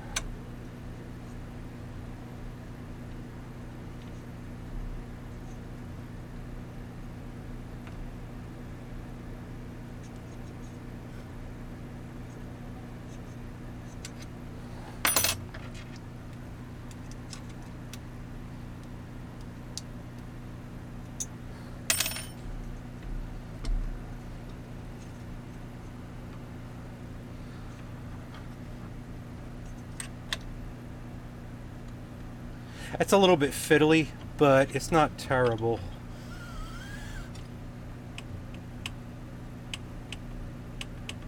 Can you see that on camera? Yeah, so all three of these wheels are making contact now. All three of these wheels are making contact now. And I'm going to now tighten down this gantry plate.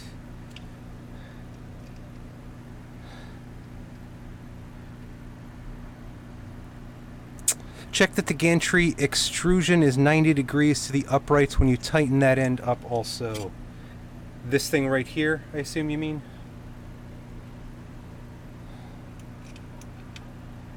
Seems good. But now I'm just going to run this all the way up to the top and down to the bottom and make sure we're cool.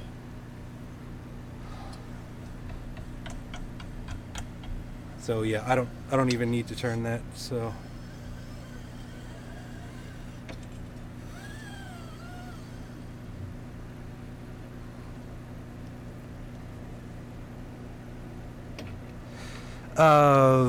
North says, strange thing I noticed about the eccentric on the left side is it's constrained on the back end to the axle. Yeah, I was yanking that, and that's pretty tight.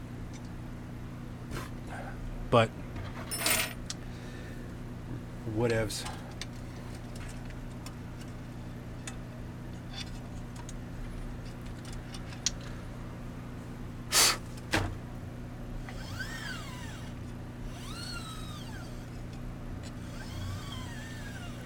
Yes, there's enough play in those bolts that if it gets skewed again and you have to lean the bed to compensate. Yeah, hopefully that's... Actually, you know what? Equipment that normal people would have is a piece of paper, so I will allow myself to use a piece of paper.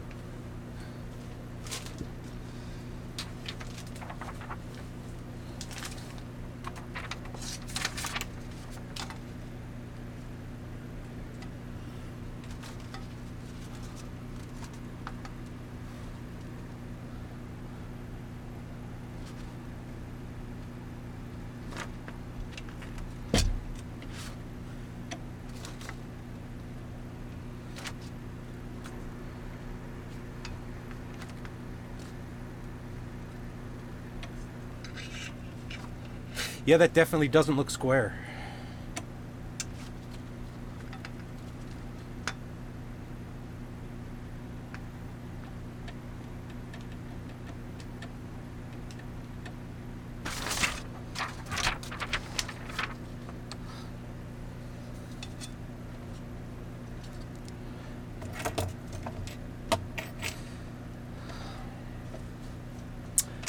Yeah, if you were looking, paper is naturally square, so I was just using that to check that the bed was parallel to the gantry, and that the uprights are parallel or 90 degrees to the bed. The uprights are 90 degrees to the bed, which is nice, but the gantry is leaned slightly.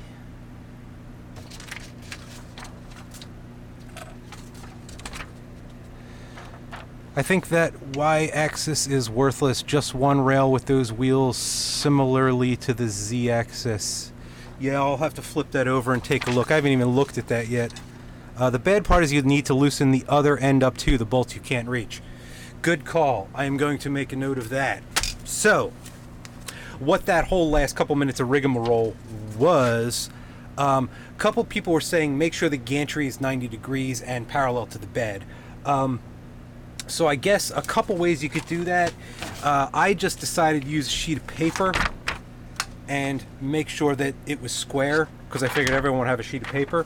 You could also just use a ruler or something like that, but the paper's probably easier. And as it turns out, the whole thing is not square. So what the Bonafide Pirate says, the problem there is that you have to loosen up these two bolts on the motor side in order to skew that this way and then retighten this side down so that it's parallel. So I will definitely make a note of that. I honestly don't know how you would get that whole thing parallel right off the bat, but now I see definitely not waiting as long as possible to bolt this top down is nice, but you have to bolt it down and see if it pulled the whole thing out of skew and then unbolt it anyway. So yeah, this is kind of a pain. But you don't know if the bed is leveled. That is not a good reference. That is true.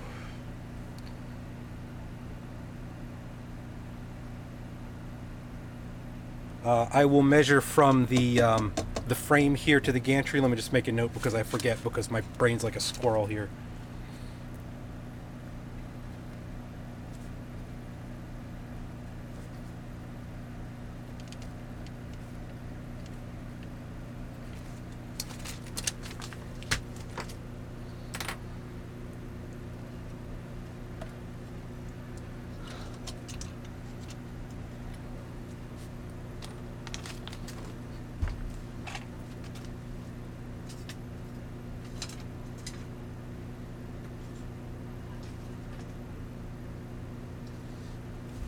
Guess I should have told you I was getting up.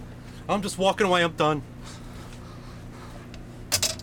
Carpentry square is your friend, and quick clamps. Yeah, they should include those in the box if they want you to use them. I'm going to try this with paper again.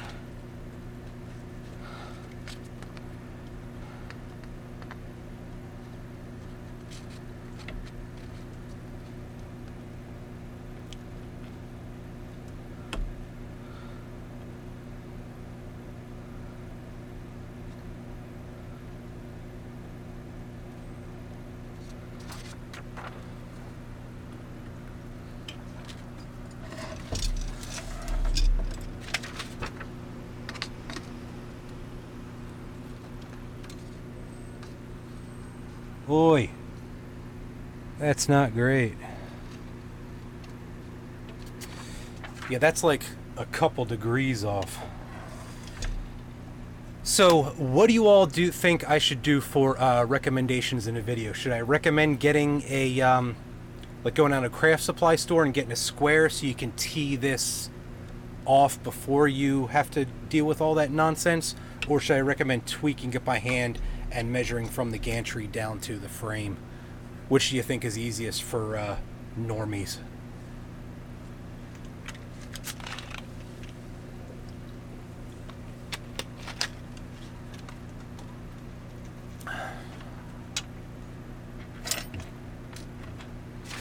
It's fun when I ask a question and then there's like a 30-second pause and I'm like,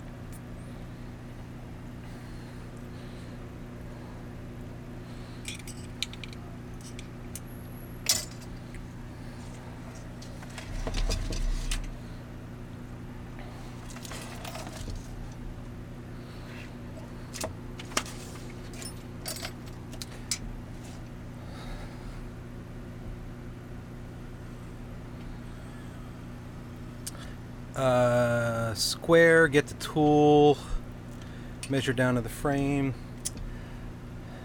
Yeah, maybe I'll recommend both things.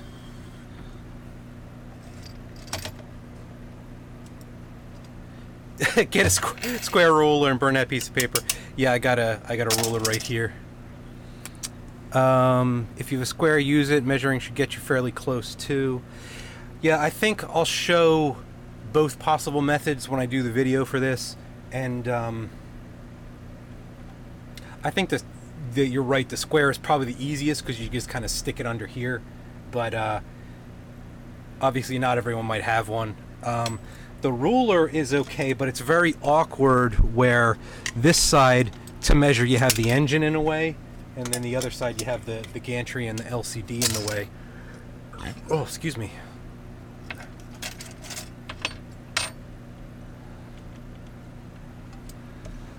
Use a square against the frame, top or bottom with the frame. Frame has to be square first. Yeah. Small amount of wiggle by slackening the wheels on the extruder side and then pushing them against the frame with your thumb. Yes.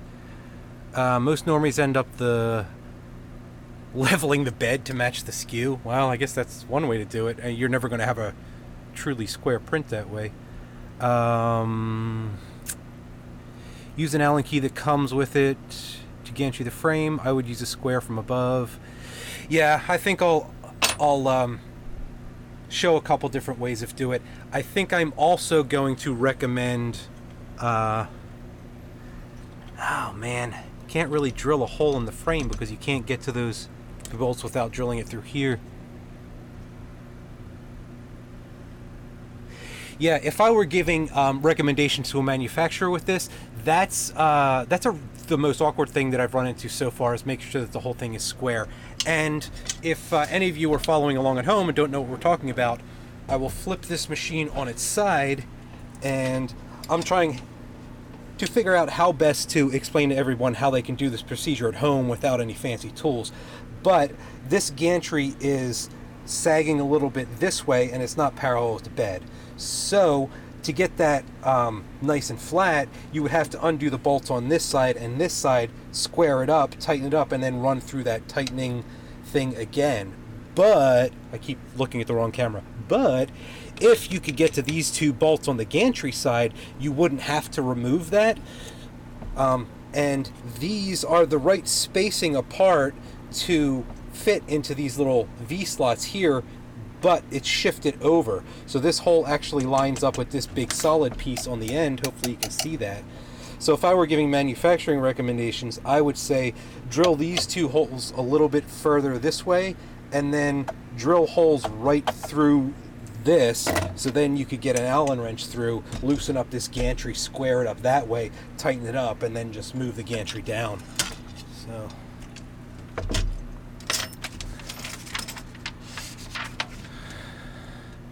for leveling the gantry out, I use 2 spice containers from the food cupboard and rest it on. Yeah, that's not a bad idea either, actually. You unfortunately don't have access right here to a nice flat piece of the frame, because otherwise you could rest the gantry right like that.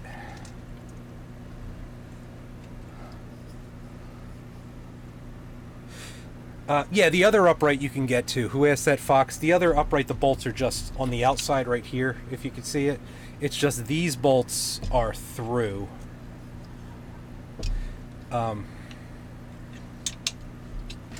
So anyways, what I am going to do is, so I don't make you all have to sit through taking that off and doing the squaring process, I'll cover all that in a video. But for right now, I'm going to YOLO Superman this.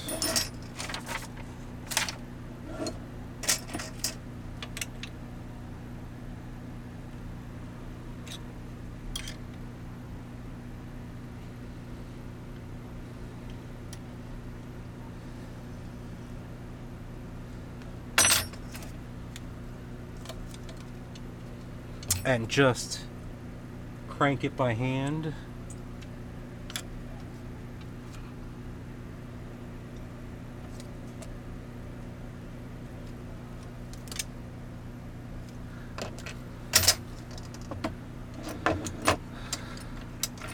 Ender the Pro is the exact same way. That's a shame. Yeah. I don't recommend the YOLO Superman method at home, but all I did was just loosen up the one side and put it to the side, put it down to level it. Now I'm going to tighten up the other side. That's not great because this side should be as tight as possible. But I'm just trying to save y'all time.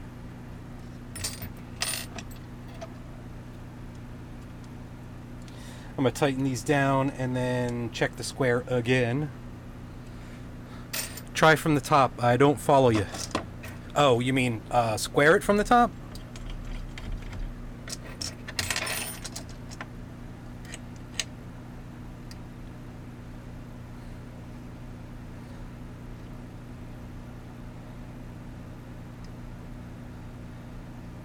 Dial indicator is less than 20 for a Chinesium one.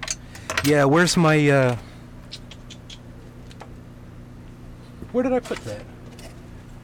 I got one of these little plunge guys. Can you see that? These are like $5 or something like that, not even. It's not as nice as a dial. It doesn't push back, but you can kind of like jerry rig it up so that it does.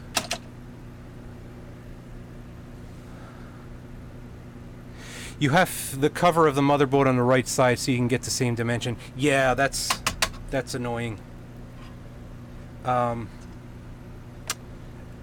Actually, Jean-Charles, let me make a note of that, and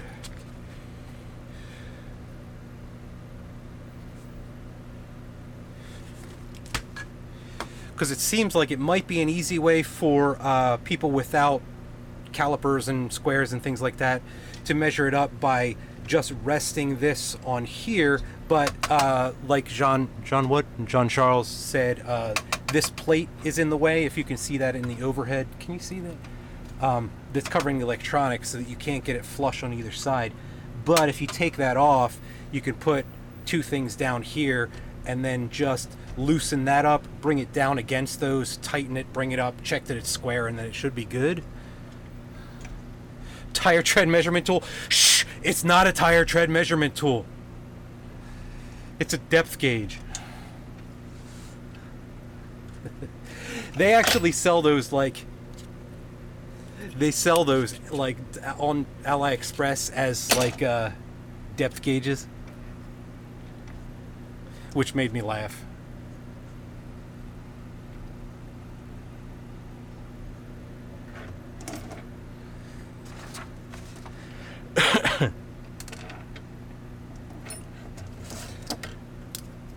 I'm just going to measure these.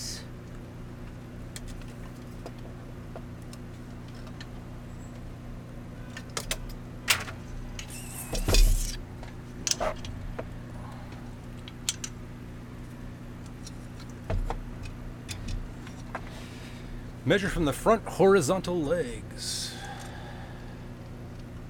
Yeah, that's something new.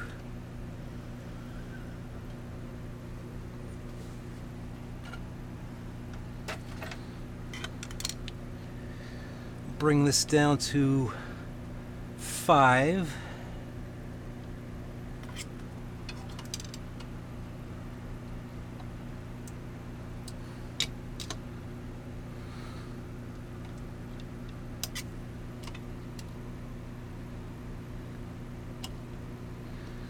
Alright, well, YOLO Superman worked, but I will have to figure out an easy way to do that. I'll send you an email, no need to remove the box. Okay, yeah, definitely send me an email if you have a fancier way of doing that, because I was thinking just take this plate off and put 2 things on there.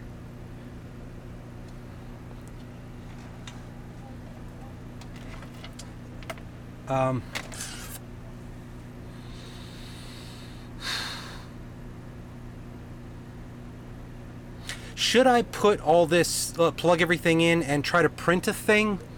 Because for the video I'm going to be taking this back apart again. Yes, if you have a blah blah blah blah. So I can put it together temporarily if you just want to see a thing print or something. But yeah, I'll definitely be stripping this back down, and then I'm going to walk through so I can shoot a video of like a couple different squaring methods there.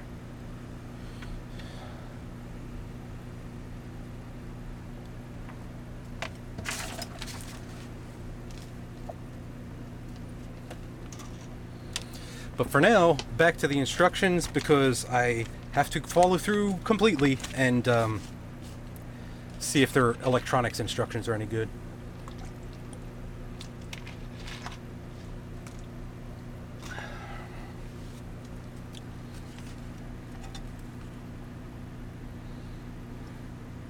Okay, so we are on, can you see this in the overhead? No, you cannot. Step 12. Step 12E. Oh no, that's the axis. E. Now, do they show you where to route that cable? No, they do not.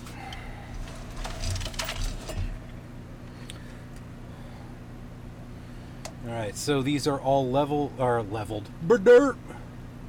XE. Oh wow, we have 2 x-axes. There we go.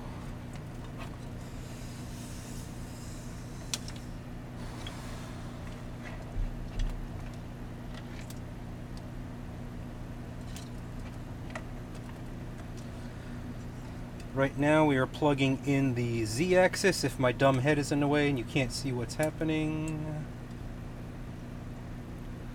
Looks like it's wobbling sitting on the table. No, it's sitting on top of my... There, so we're good.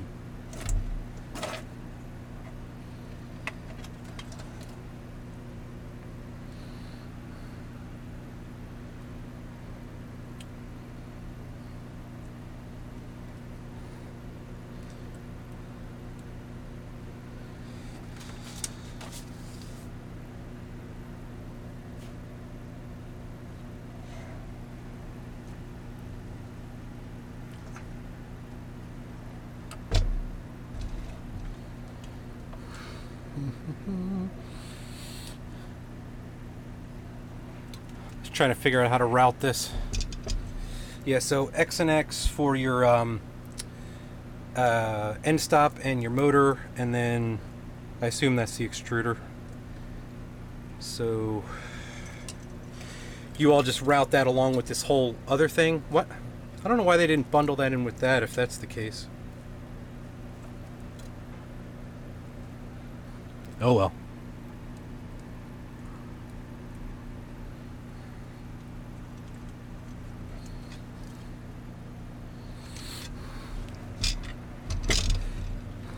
It won't. The extruder moves with the gantry. Ah.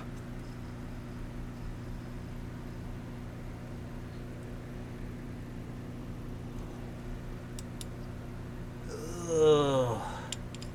Gotta snake this in from the back. That's not convenient.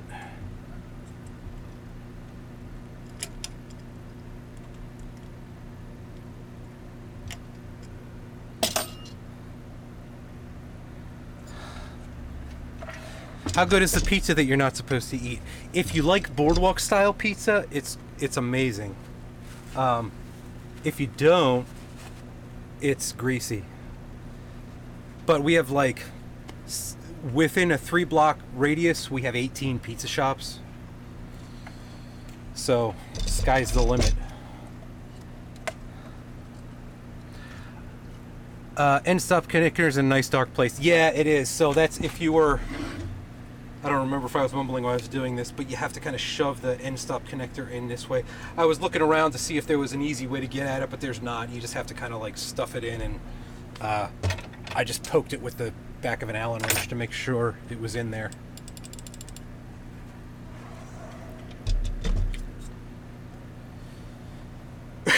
Excuse me.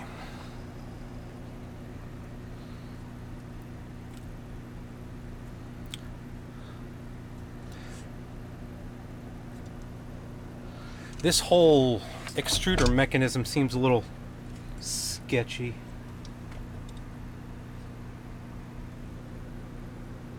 It's mounted, it's just got a lot of flex. I guess that's just the fan shroud, so it should be alright. Boardwalk pizza. The boardwalk style, well, that's what we call it around here. But it's like they're 28-inch pizzas, and they're like the thin style. Not like super wafer thin, but they're it's got like a sweet garlic sauce and just shredded mozzarella. There's a little insert you can print from Thingiverse that covers up the sharp edges on the cutout wires that go through the bottom. We'll have to check that out. What am I doing? What is this last one? Oh, extruder.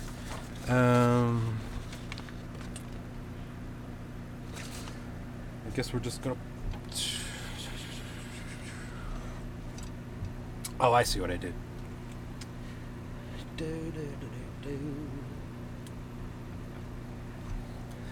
I'm an idiot. That's what I did.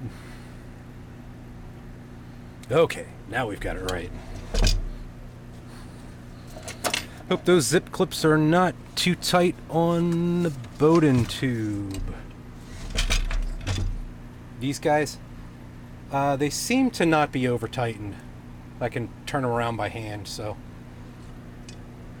Alright, now we have this guy in here, and then I'll put one of the little thumb clips on it. If I can find one. There we go.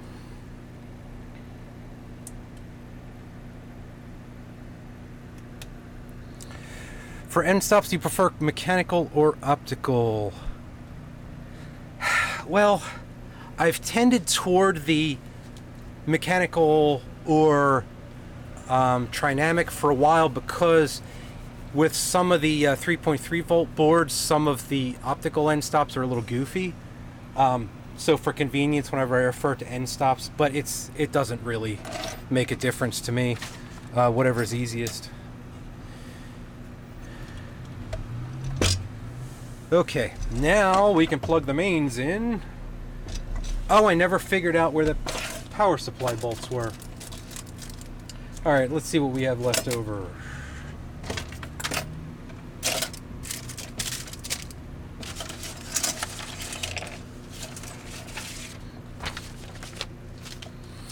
Okay.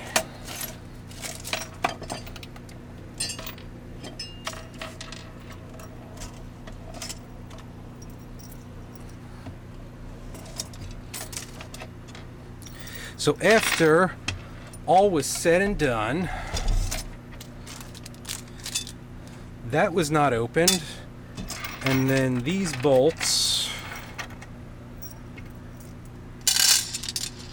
were left.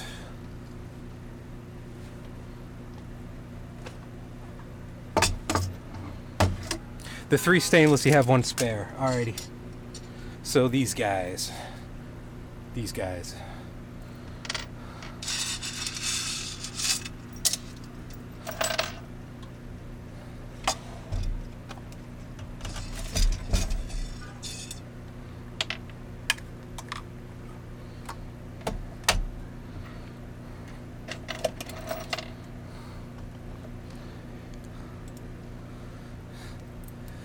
Bo, the spam filter tried to catch you.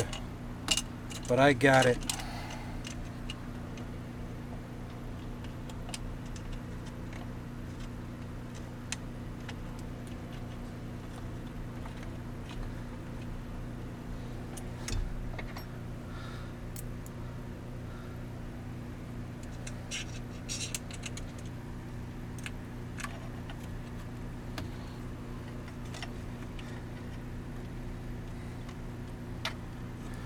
All this talk of pizza is making me hungry. Yeah, me too. Sucks being on a diet.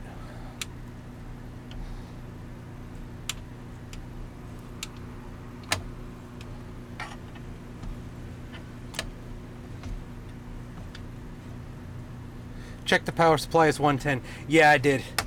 It was actually on 230, so it is on 110 now.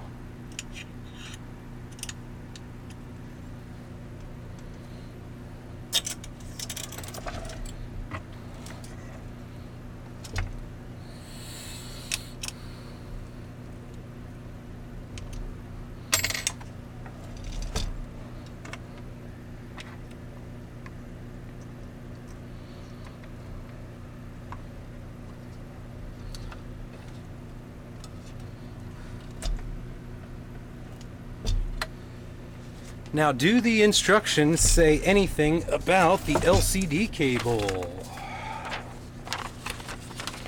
EXP3.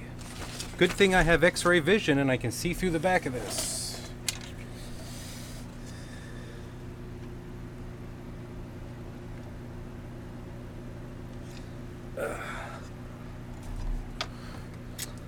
Okay, EXT3 is the one closest to the bed.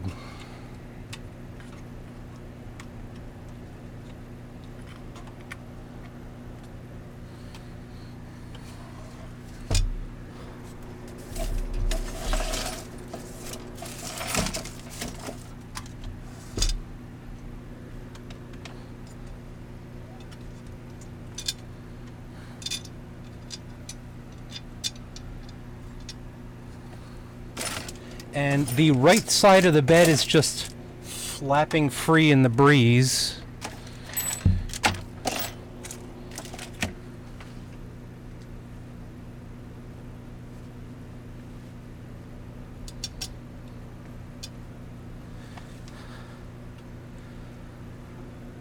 Do the those of you who have built this, the adjustment wheels for the bed, do they have 2 of those in another package? Because I do not have any. Otherwise, I'm going to run back and check the box and see if they fell off.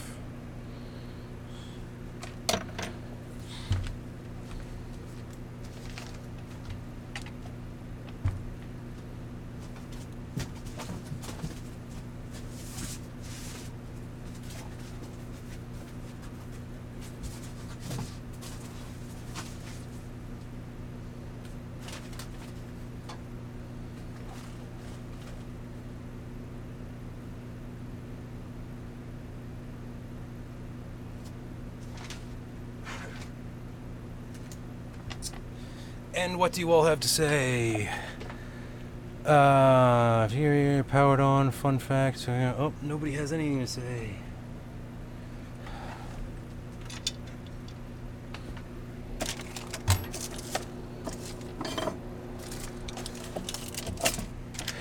Well, it looks like I got shorted 2 adjustment knobs.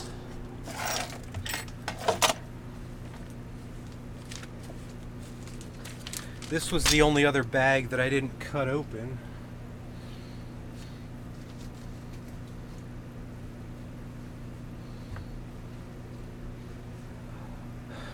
Let me double check the box one more time and then I will find a reasonable substitute.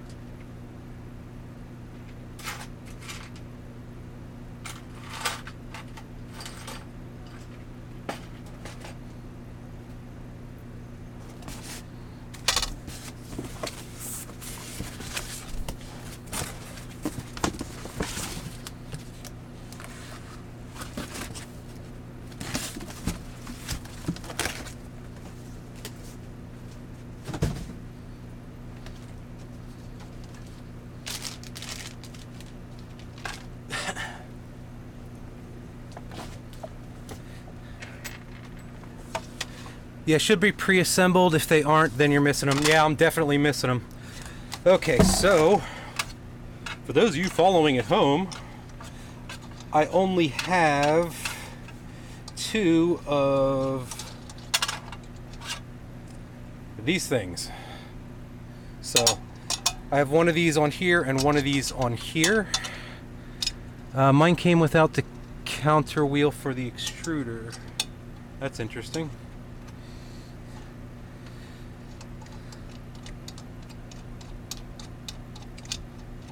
This is very confusing to me because they went through all the bother of like putting the bed on. They have the adjustment springs in the bottom. I'll flip that over and show you.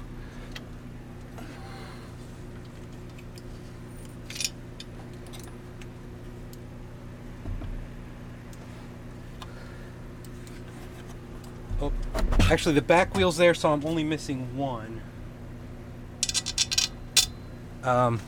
So I'm just going to stick a bolt in it for now. And it's 4mm because reasons.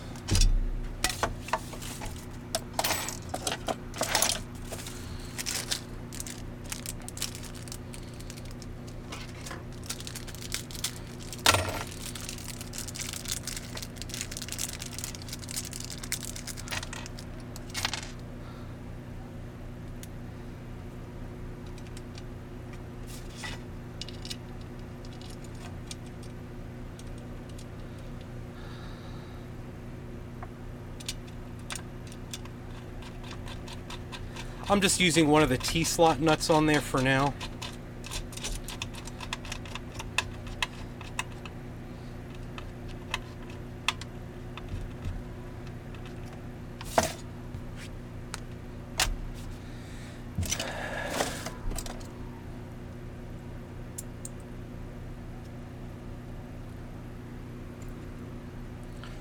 Let me see what all you have to say.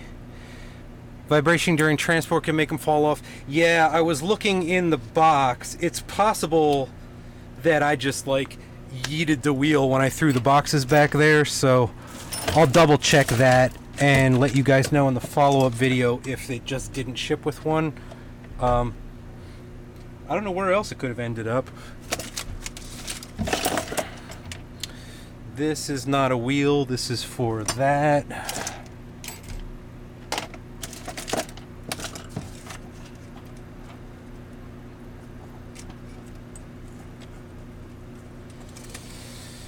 I am the best 22 with a super chat. What are you asking? What do you think about the XL kit that makes the Ender 3 500mm print height? I plan to get dual Z motor. That's a good question. So I have not seen the XL kit. I assume it just gives you more length along the linear axis here, so it gives you longer uprights and then a longer lead screw. Is that correct? Because if that's the case, I can talk from there. Keep the left rear assembly as tight as possible and never loosen it. The others get adjusted during leveling. Okay.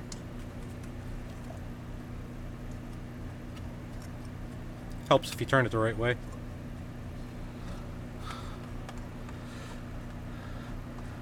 I am the best. The Ender 3 will have XL kit, dual Z, and Y linear rail mod. The only problem I have with moving bed style printers and extra long Z axes, or did you say Y axis? Oh, screw it. Lost my mouse cursor. So sad. XL kit that makes it 500mm print. Yeah, so I was right. The problem that I have with moving bed style printers that have really long Z axes is that you get a lot of sway with like tall prints. That's why a lot of people that print like large cylindrical things move to like deltas and that sort of thing, or at least like a stationary bed printer, because they can either like wobble and you get more ringing on the top because of the motion of that, or it can move enough and deflect to where when you do if you don't do like a Z hop on your travel moves, it can knock the thing right off the plate. but it really depends from printer to printer and how fast you're printing. So if you're printing pretty slow up there, you might be okay. This is a violent assembly. Yes. Yes, Jake. Okay, Z-axis 500 millimeters. Yeah, so that's the only thing that I would look out for. So what I would do is check with people who have done that mod and see if everything is rigid enough for it to not have the print head knocking the prints off, or if you use something like Z-Hop, if it can avoid doing that, or like the avoid printed parts setting on Cura or something to make it move around. Yeah, that's my concern. May have to slow down the prints at that height, if there is such an option. Is Core XY a better way? Anything with a stationary bed is probably a better choice. So like Delta, Core XY, or even like a Cartesian machine with a moving Z bed. Not that like the moving bed thing can't work, but that's just a thing you have to additionally check out for. All right, so let me see. I Am the Best says it mostly prints PETG, which is around 20-30 millimeters. That's fine. Yeah, you have to print PETG very slowly because it's not particularly viscous. It's only like half as viscous as PLA at the same temp. Actually, it's probably less than that because you would have to really cook PLA. So you have to print that pretty slow anyway. You could give it a try. I would definitely like ask people that have experience with that particular mod before going all in on it. I assume it's like, you know, $100 or something like that. Because that will be my only concern. But worst case scenario, you do the mod and then you just don't use that extra height as often.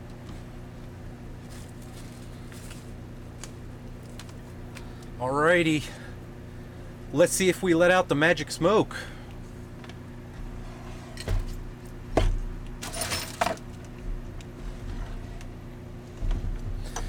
Let's see if I can turn it around the right way.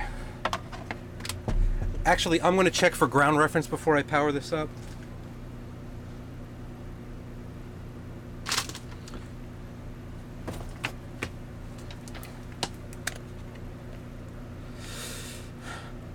Tor Martin Ulberg says, thanks for providing your insight and thoughts on everything 3D printing related.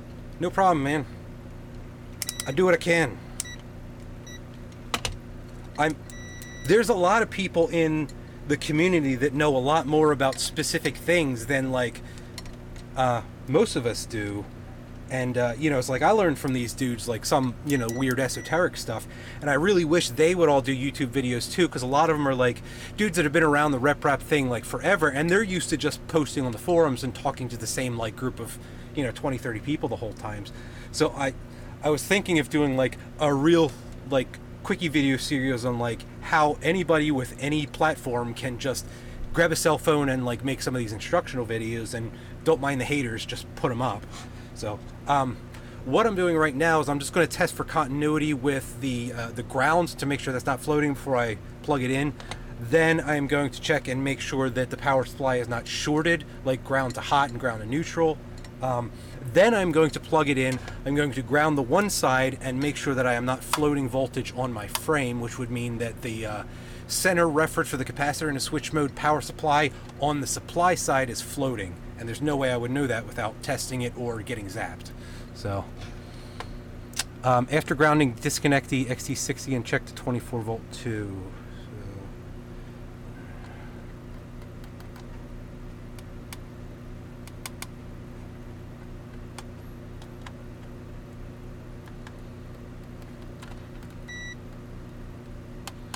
Okay, I don't have any continuity from ground to hot or neutral, but I also don't have continuity from the safety ground to the chassis, which sketches me out.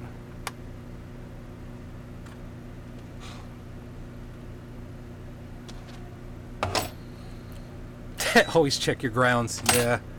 Audio guy.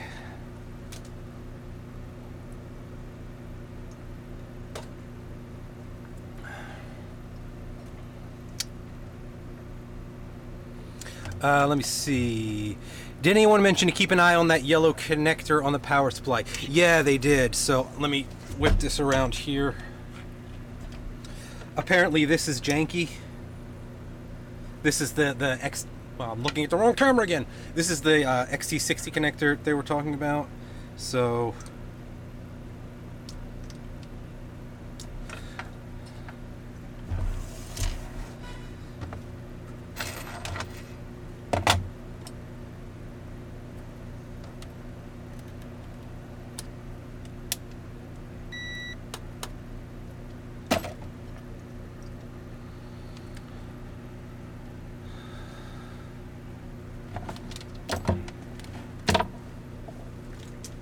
I'm just pulling out a extension here.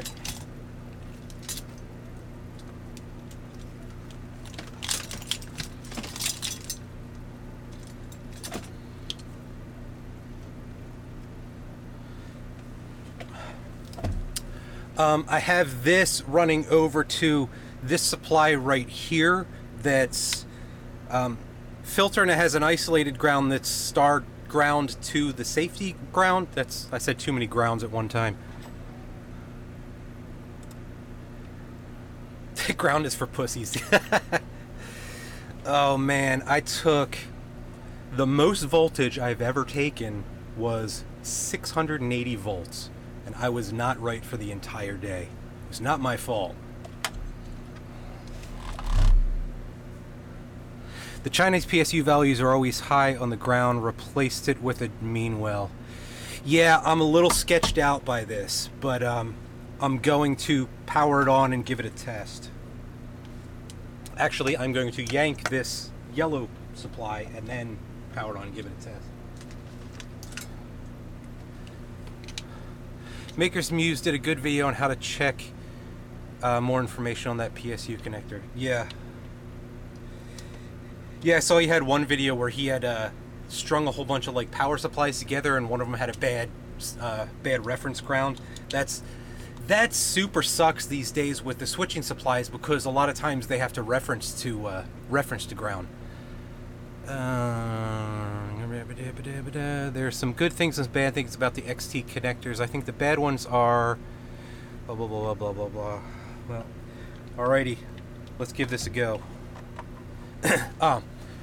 Electrical safety. Whenever you're plugging something in that may or may not be live and you're not sure if it is or if the connector's bad, take one hand and keep it in your pocket or at your side or whatever. Don't touch something with both hands, because if you do end up getting zapped, you want the electricity to go down to ground. You don't want it to go accidentally across your body if you're like high potential, low potential. I didn't pop a fuse, but my lights did flicker.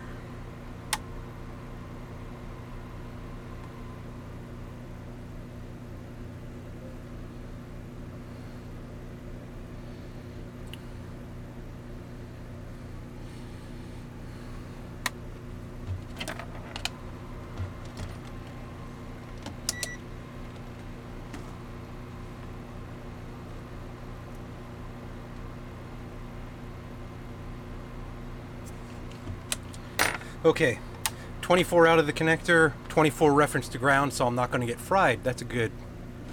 Yeah, and test with the back of your hand. So yeah, if you're in America, we have 120-ish, 110, 120 volts on the wall. It's a lot different than in overseas, where you have a much higher voltage. But yeah, over here you can kind of get away with, if you don't know you have a live AC wire, test with the back of your hand. You don't test this way because your muscles contract and then you'll get stuck on it, and you'll test this way and then it'll pull you away from it, rather than, especially with AC that pulses. PSU is decent enough inside. Yeah, I'm definitely going to pull this PSU apart, and I have a mean well here that I'll compare it to. I have a couple, and see how it goes.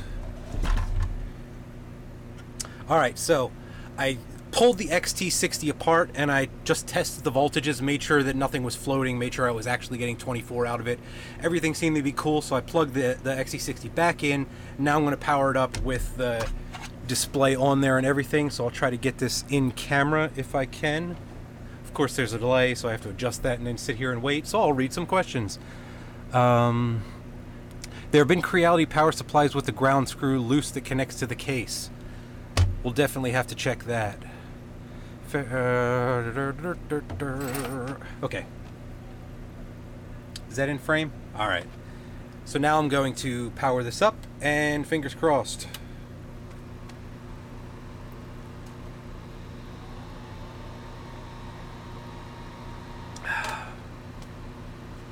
Groovy.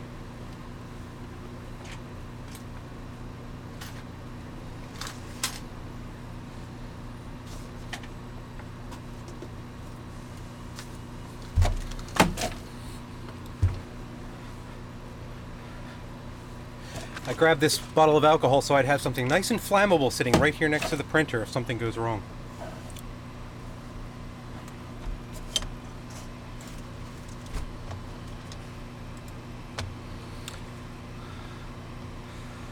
That looks like an upgraded PSU. Let me make a note to check and see if they cycled through a couple different PSU generations, because that could be important. Is PSU upgraded? Thank you, Ransom Bot.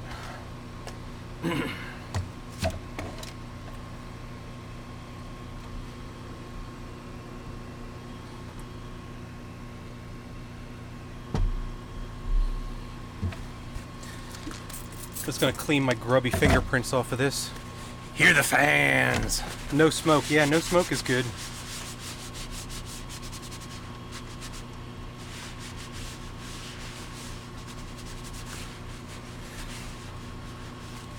Do not touch the heated bed.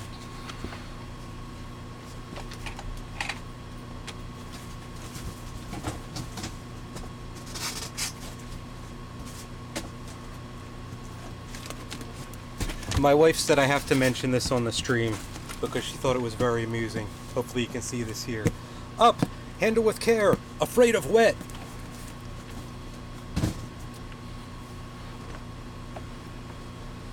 Okay, let's see what menu options they have.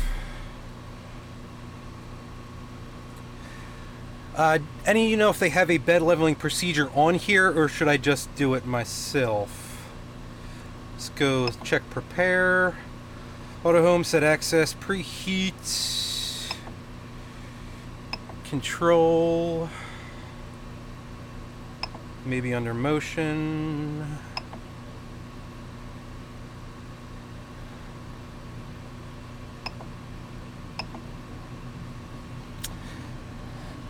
Doesn't look like they have a guided leveling procedure.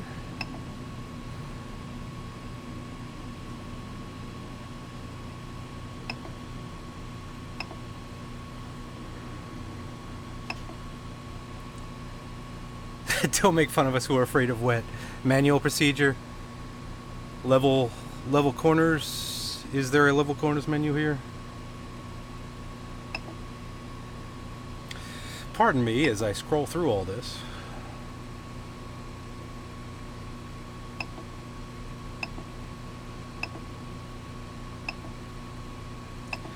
All right.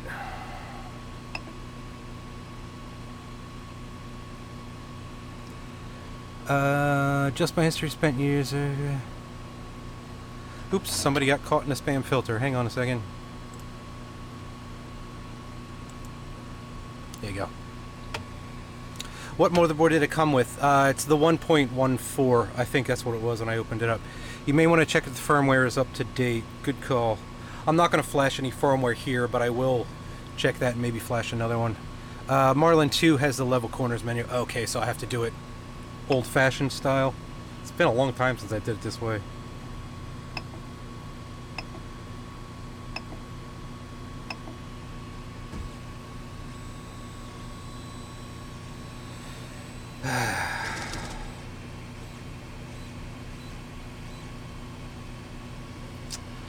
Let's tighten that belt down before I forget.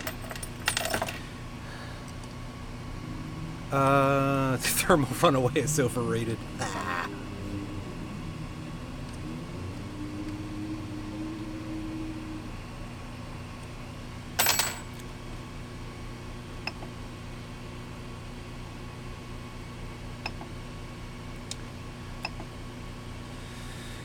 Alright, well, let's auto home and see what happens. And N stop working? Okay. Y N stop working? Okay. Z N stop working? No.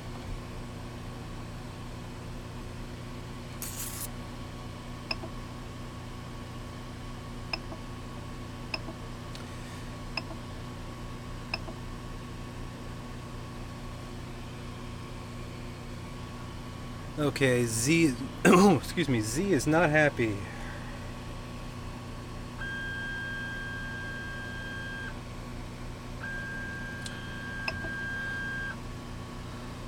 Unfortunately, they don't have the home individual axis menu on here. Let's try auto home again. Yeah, Z's not working.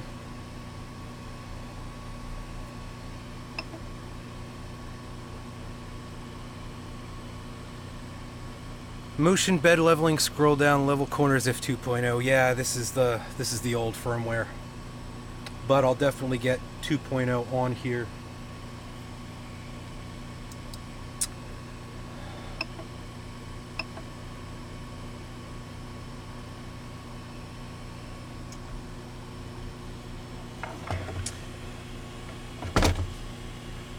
You know what?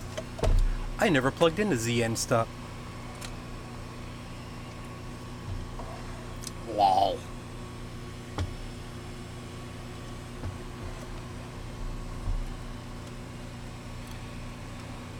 Haha!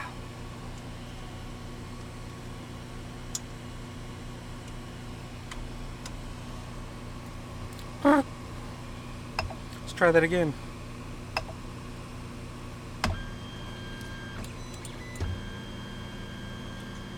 Hopefully that's up high enough.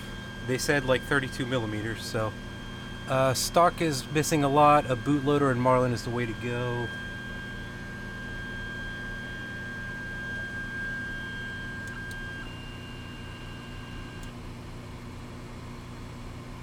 Alright, as it sits, the Z is a little low, so fortunately it leveled the bed all the way to the back so that the nozzle wouldn't crash into the bed and screw anything else up.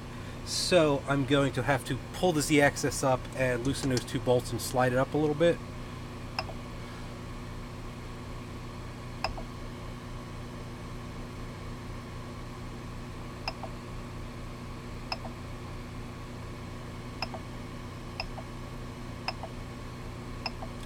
Why is move axis under the prepare menu?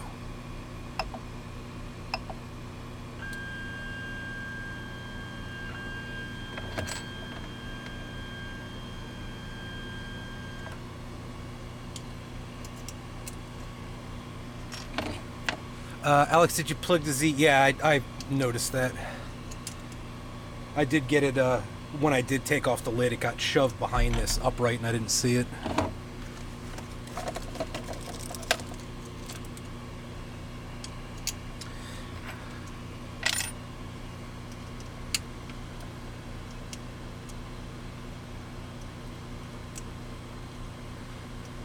Alright, I just moved the Z-end stop, so I'm going to home again and see if it's close enough now.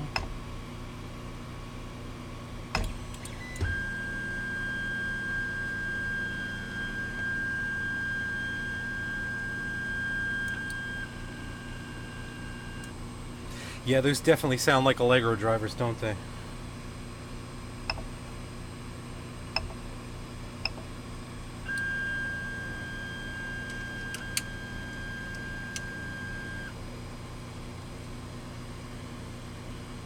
You guys talking about the bootloader? Yeah, that's why I wanted to do a video. I knew that a lot of these didn't come flashed with a user space bootloader, so that's one thing I wanted to cover before I did this, but I didn't get a chance, so that is confirmed. There is no user space like USB bootloader on here.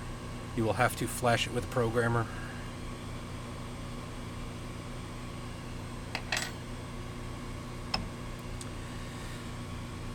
Homing attempt number 3.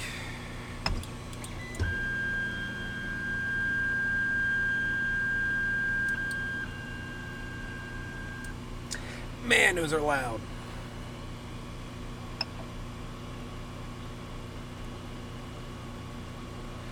Looks like the electronic closure fan could use a better cover to keep things from falling in. Yeah, there's no screen over that, it's just kind of holes.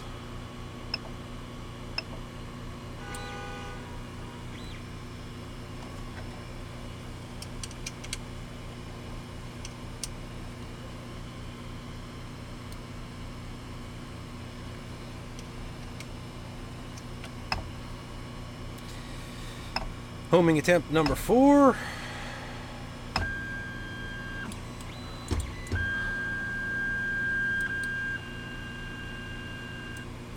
That looks pretty close. Might be able to adjust the rest of it with the springs.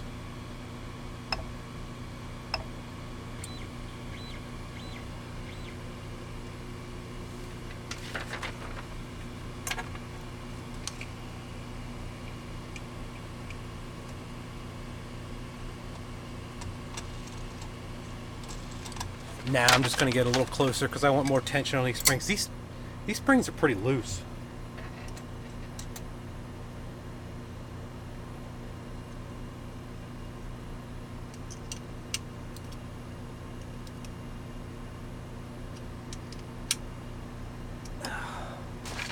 Spoiled by trinamic drivers, yeah.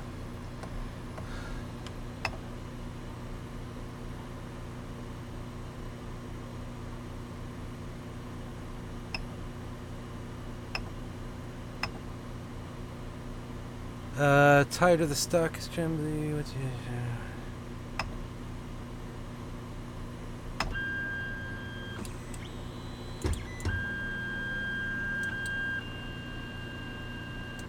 so much fun.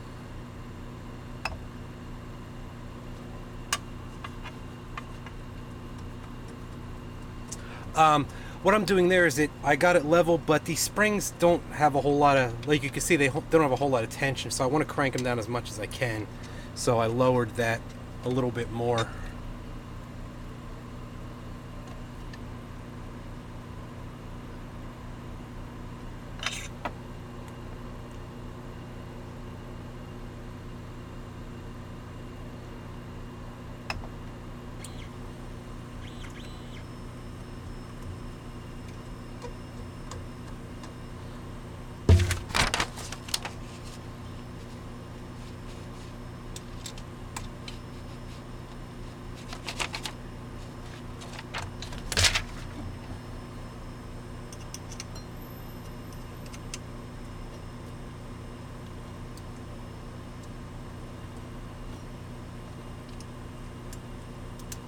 So do the higher level models have ABL or bed leveling?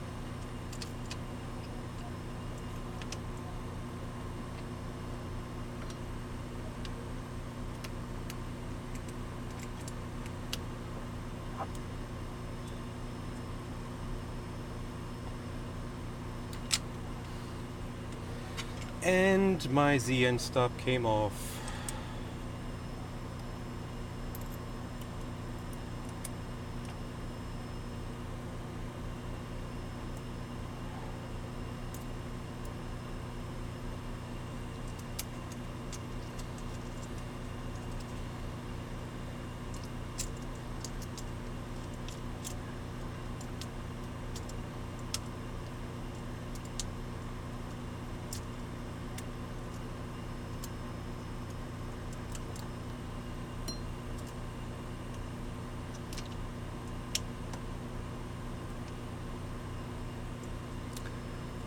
Ender 3 isn't stock anymore. Nothing that I've seen. Blah. You can open a terminal and use plain G code to do the access cooker. Yeah. Yeah, you definitely can, but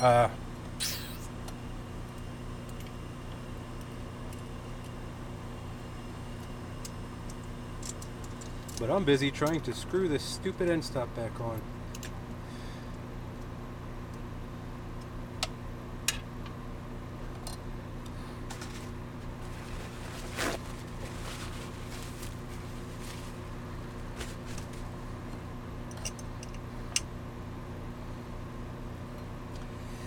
There's a little catch where it hits the horizontal foot here, and I have to loosen it enough that it goes over that, but by the time I get it that loose, it just wants to pop off, so that's what all the fiddling is over here.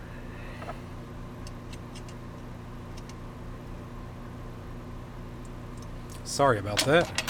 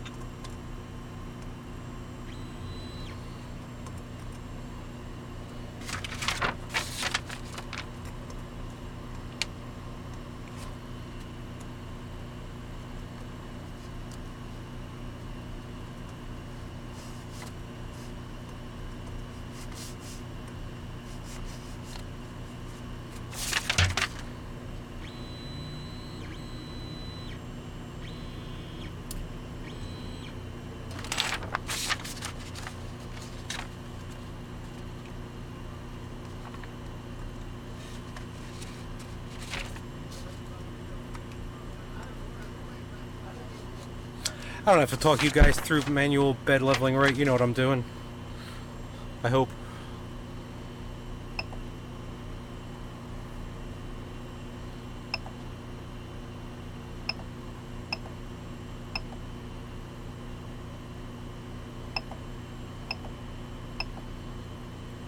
It's probably almost as fun to watch as it is to do.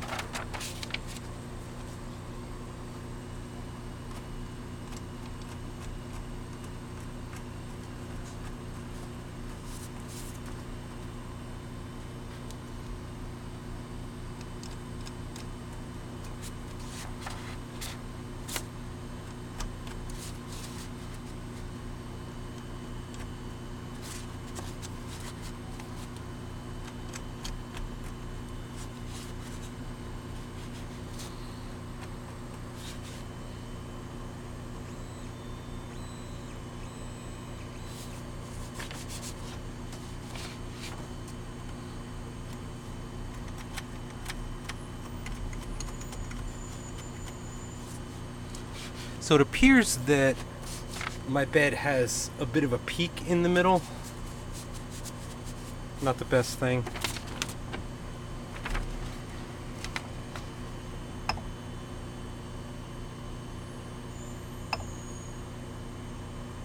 I didn't check that for flatness, but it looks like it might be a little peaked.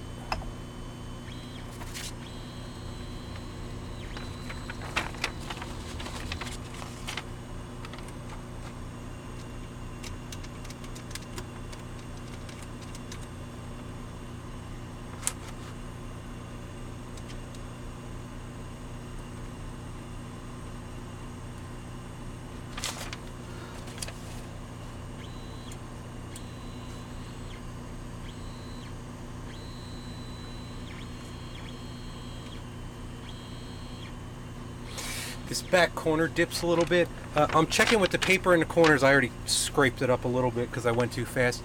But I'm checking with the papers in the corners and then running it and just looking to see if it gets closer and further so I can tell where the dips are. See if one of you guys say, "Welcome to the Ender Cold Road Aluminum Beds." I'm going to check the dip this way by moving the y-axis or the x-axis.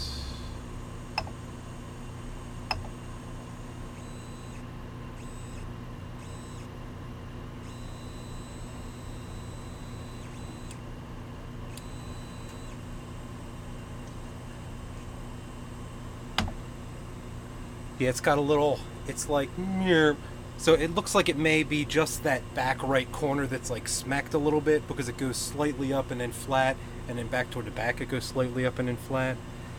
That may be an artifact of that wheel missing and something happening in transit, or maybe something happened packing and that's what made the wheel fall off. I don't know, but it's definitely mashed on that one side.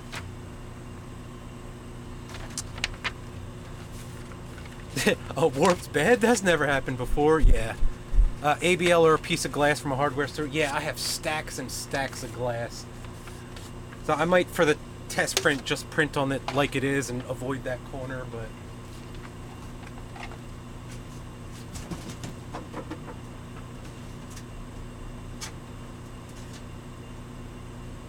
I have tons and tons of old glass beds, so could use that one and that one.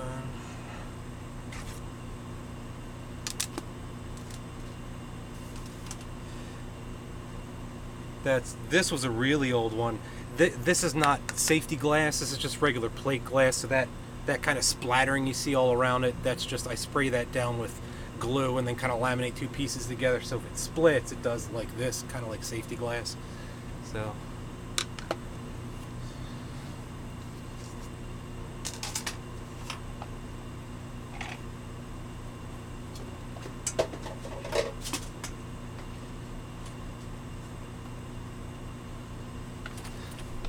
that does make it super heavy though.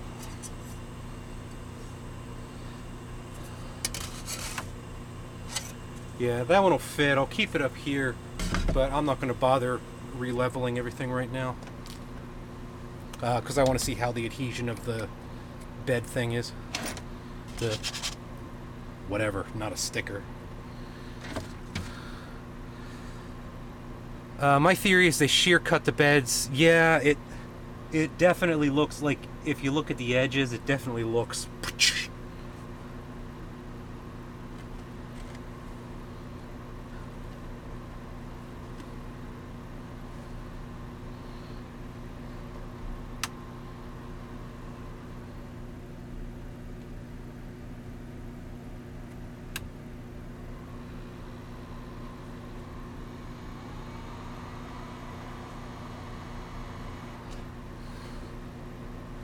I'm trying to figure out what this weird fan behavior is. Let me see. The two-ender I have doesn't have any bent beds. Well, mine is slightly bent. I might be able to correct it, but we'll see. For the videos, I'll take it apart and make sure that it's flat and take pretty pictures.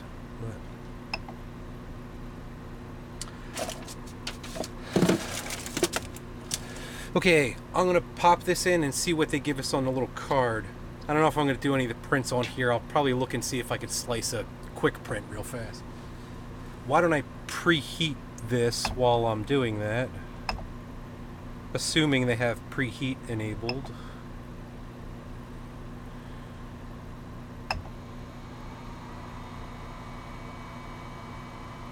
So you said definitely they don't have the...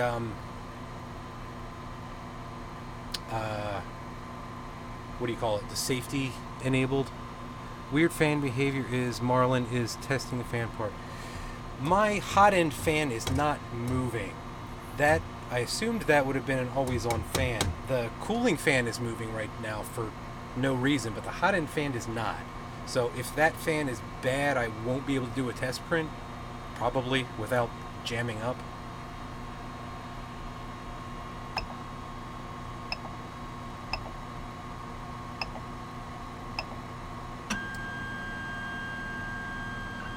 I wonder if it lapped flat. I could check. I'll have to see how far out it is. It looks pretty far out on the corner, like that corner got shoved down. But if I could shove that corner back up, I may be able to get it level.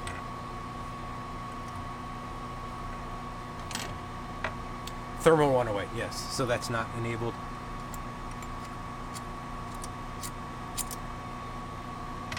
It appears something is jammed in my fan, and that's why it's not working. Alright, I'm going to shut this down real quick and see what's jamming the fan up.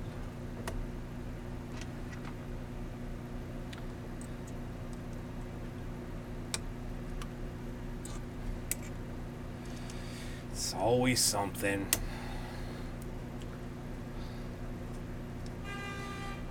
Yeah, most of the time those are always running when something's happening. You think something ain't plugged in. Well, something ain't something.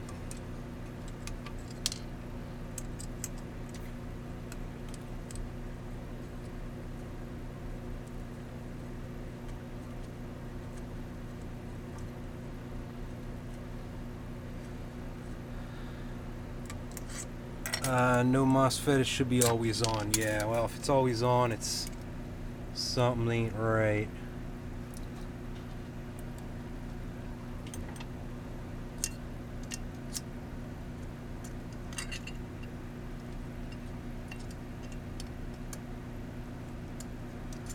It's not spinning freely.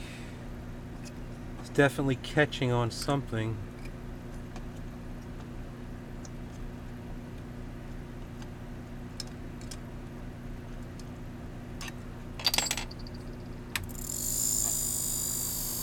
Yeah, hear that? I think I have a goofy blade on it. Yeah, it's the missing adjuster wheel. It's exactly what it is. Caught up in the fan.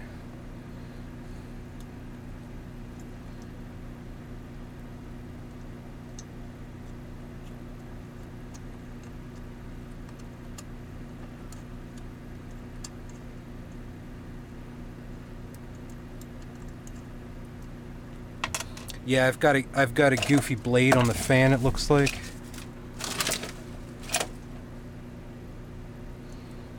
Just a second.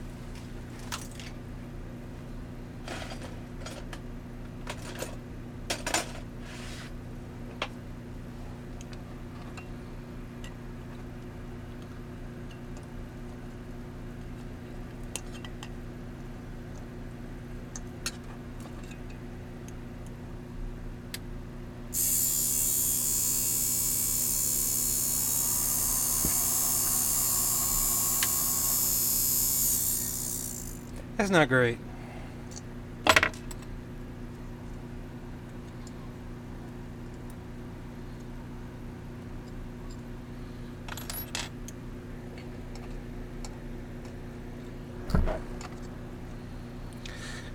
I removed the goofy blade. If only you had another fan. If only I had another 3 bins of fans. Alright, that's good enough for me.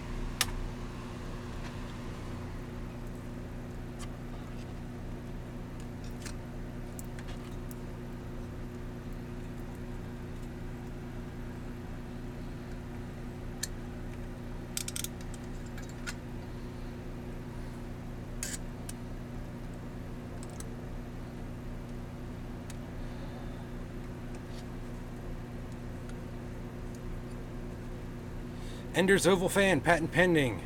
It's the most efficient aerodynamic shape.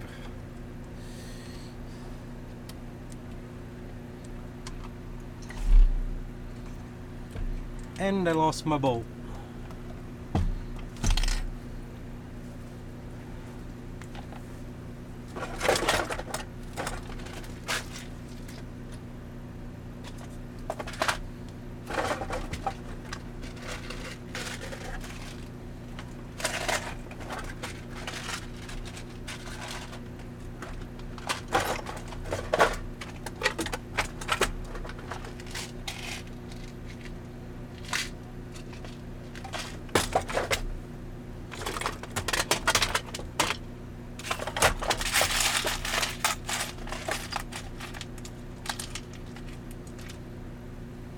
Sorry, just grabbing another 3mm bolt. Strange, that broke my Ender cooling fan, exploded shortly after I got it too. Odd being in the metal shroud, wonder if it's package or quality control. Yeah, I don't know. I don't know if it's they just didn't test the fan and I got a goofy fan or what.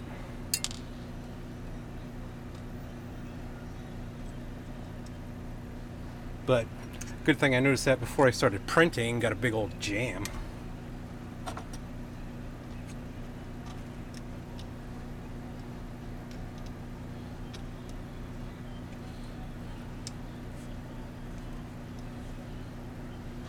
my god.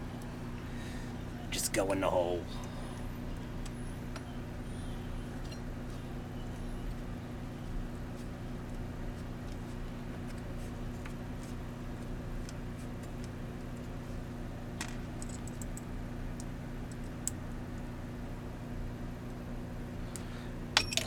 Alright, screw it. Okay, now go back to preheating, check what's on this SD card, and then if there's nothing that looks quick, I'll slice something up and dump it on here real quick. Is there a build date on the box? I will check that as soon as I hit print, or preheat.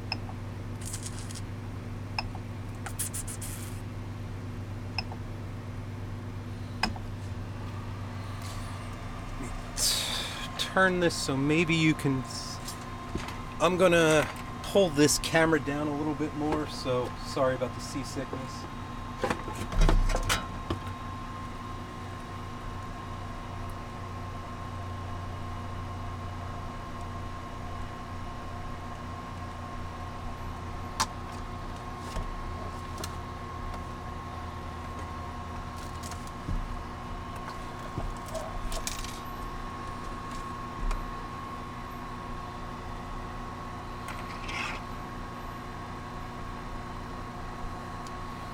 Okay, card.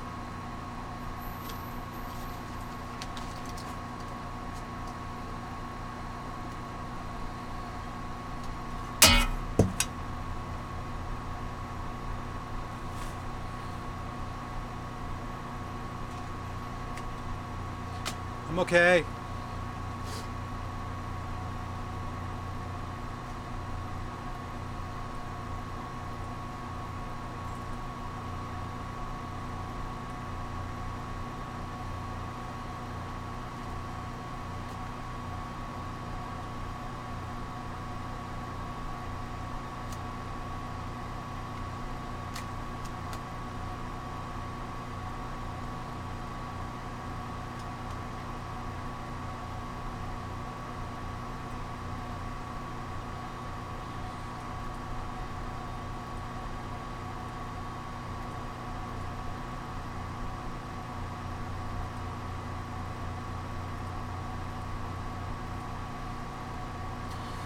These G codes all look pretty big. Let me see if I can find something smaller.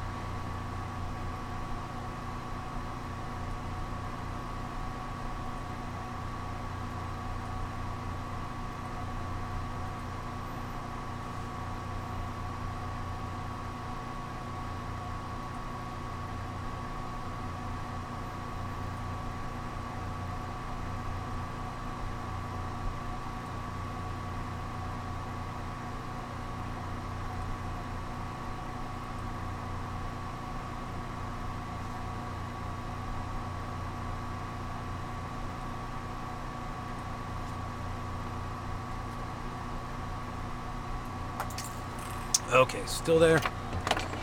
Almost all hot end fans are rattling after a while. My hot end started rattling after 2 weeks and replaced it. Yeah, I'm gonna have to check all these because that was super goofy. Well, the preheat looks like it happened without burning anything up.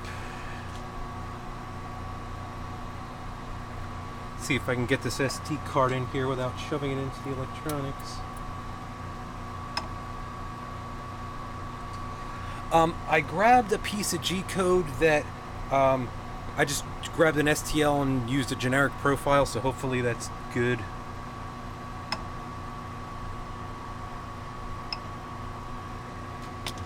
Trinamic torture test. I don't know where that STL is. I had it up the other day. Let me see if this one's... Let me see what this one is.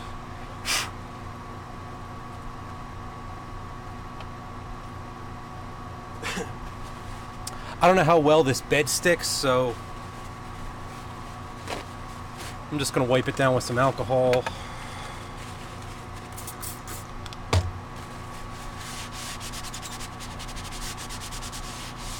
No touch heated bed.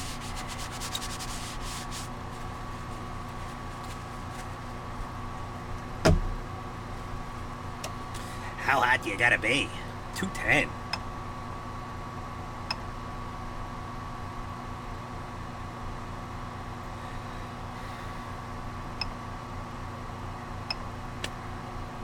We need filament. Should I use the stuff that they included just to get the whole experience? Are you going to run a PID auto tune on Bertorping? No, I want to print it like just for this. I just want to use all the stuff out of the box. That's why I didn't use like, you know, power tools and like engineering squares and laser levels and, you know, all that kind of stuff. In the upcoming series, I'll do fancier stuff, but I think I'm just going to grab this PLA that they included with it and see how that works out.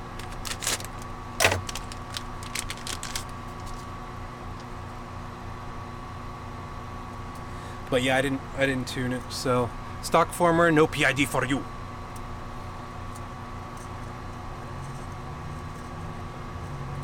Hopefully this isn't a knotted mess. I assume this is PLA.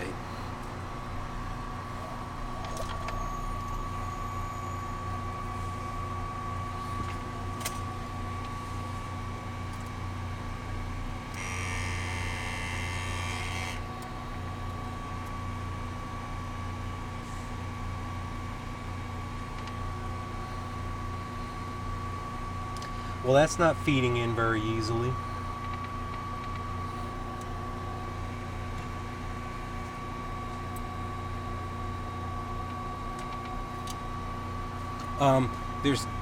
There's definitely some drag right here. I don't like that.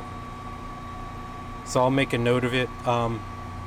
The end of this tube might be a little bit crushed.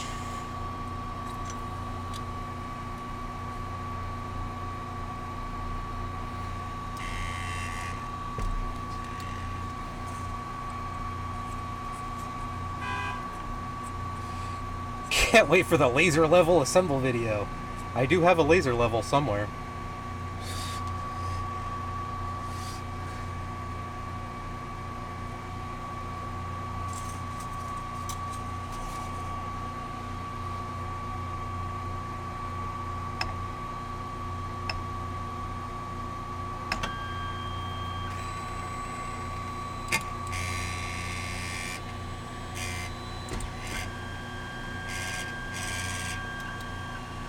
That doesn't sound sketchy at all.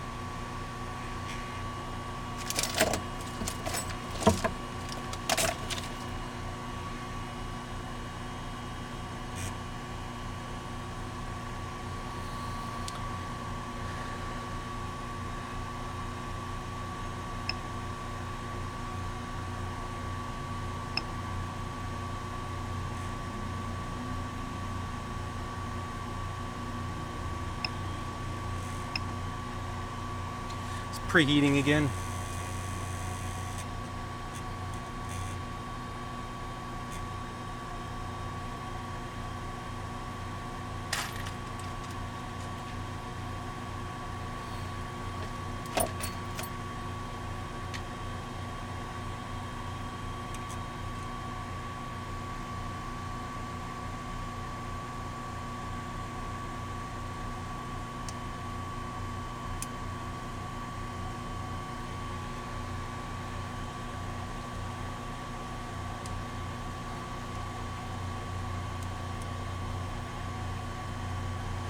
Ilya, you got caught in a spam filter. Hang on.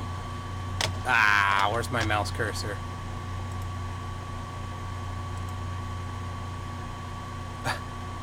Yes, Ilya, just to try. Sample filament is PLA and it prints well even at 185. Bed adhesion is good with some PLA, very hard to remove. Blah, blah, blah. Cuts off fan blade, wonders why there's vibrations.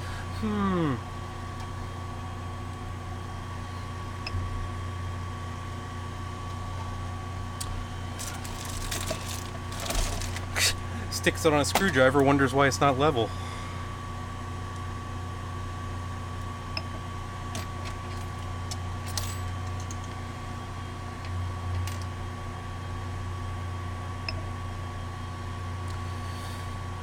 Thanks, Asker. Have a good one.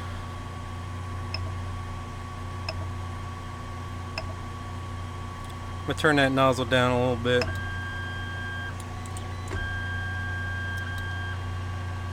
Hopefully the level's alright. Hopefully the G-code's alright.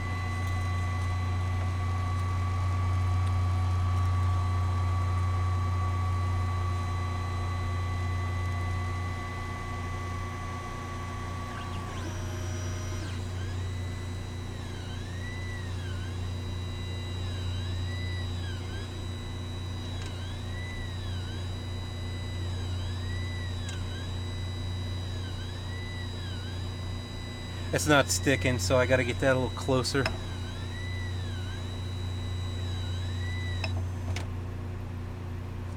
Just gonna sit the head there, you're not gonna move it out of the way?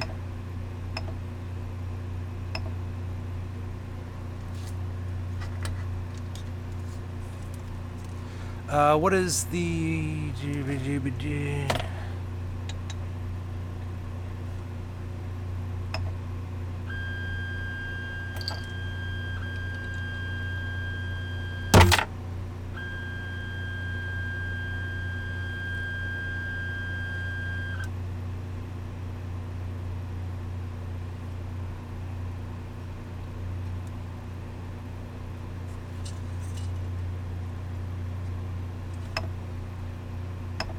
Try that again.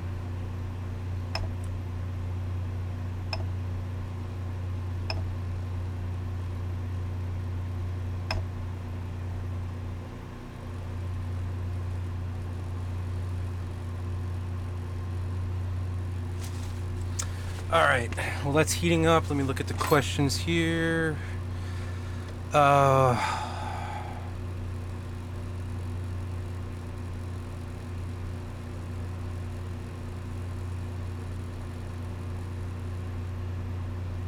Hard to remove.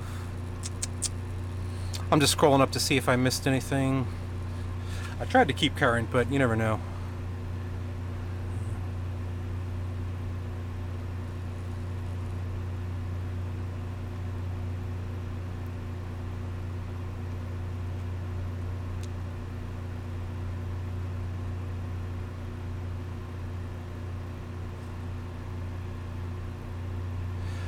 Let me see, Nuno Pereira, sorry, the text is very small over there.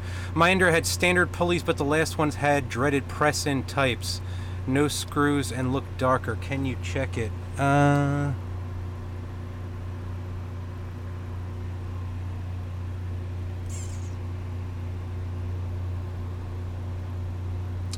it looks like these have bearings. Unless you mean the tooth pulley on that side, in which case I'll have to take that shroud off.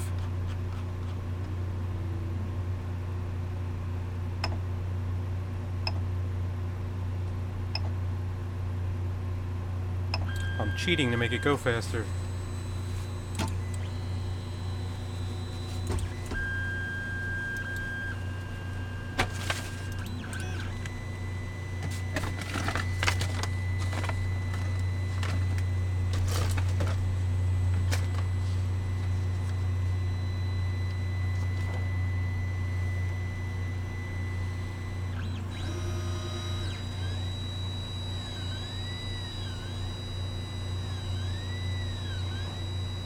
Oh, that's an awful noise. What is that?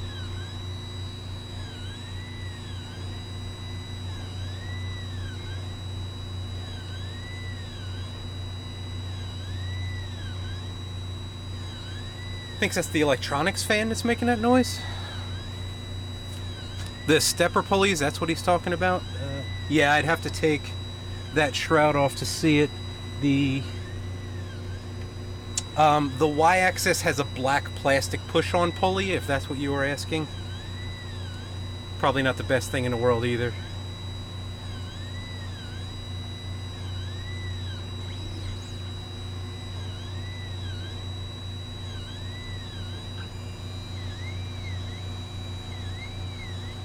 Okay, observations from first print. This bed material seems alright for PLA. It's gripping even though it's a little bit, like I didn't level that back corner, like I said, is kind of down like this. And if I bring it up to where it has good adhesion in the middle, like it's going to jam up in one spot or be low in the other, so that back corner is not sticking very well, but it's still sticking all right. The electronics fan makes a bunch of noise at lower speeds, which is strange. Get back from groceries and the stream is still going. Yeah, I had to stop and talk about some stuff. Plastic, yeah, it does look like that's a plastic GT2 pulley in the back. But that's all stuff. When I do the video, I'll go back over it.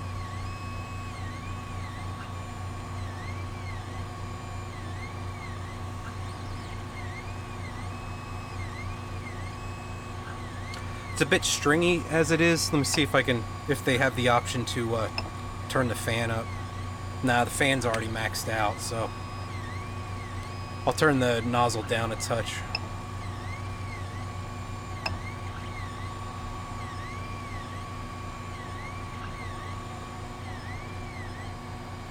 They're metal. Oh, so that's just like a dark metal. Like it's behind the bed and it's moving back and forth. I can't tell.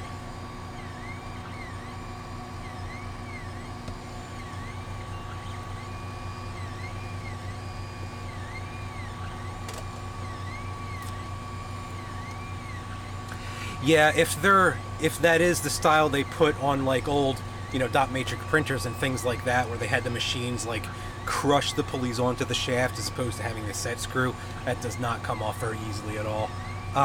When I used to salvage those from like, old printers and things like that, I would just take two little metal brackets and sit them like this around the pulley on a vise, and then take like a punch and punch the shaft of the pulley out the bottom so that the pulley would just drop off.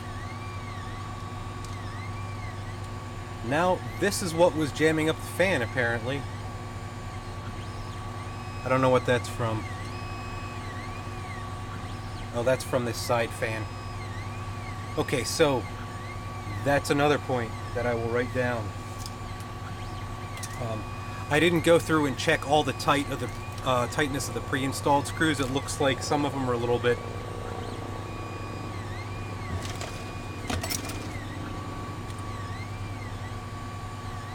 if they come from a factory a little offset, then the belt may rub against the extrusion. Yeah, it actually looks like my belt is rubbing against the extrusion a little bit on this side. I don't know if I could cheat that over or if I'll have to adjust the motor.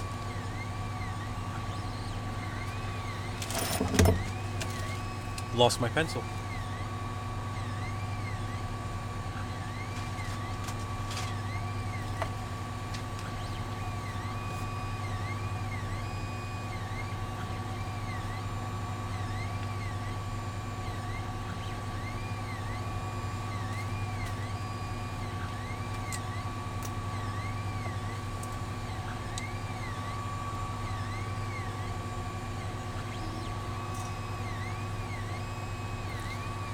Alright, that's about halfway up. I'm going to tune this faster and see what happens. I'm pretty sure the acceleration on these is set to 500 from the factory, so I should be able to crank this and it's not going to matter.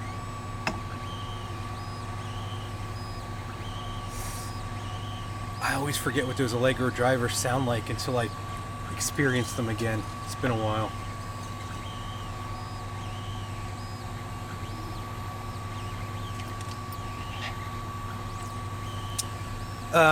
iPlop says I had loose screws in a box when I got my Ender 5. Yeah, so I just made a note of that on a thing. That's what I was scribbling down just there. I did not check the tightness of all the pre-installed screws, and it looks like this just plopped out of the extruder when I was printing here, so that's probably what was jamming up the fan.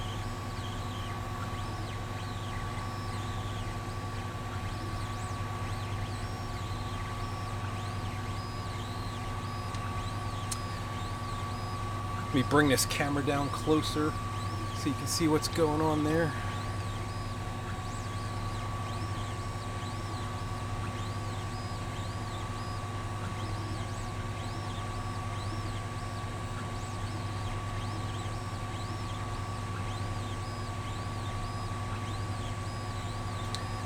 Yes, acceleration 500, jerk on 10. Yeah, that's what I thought. I seem to remember that.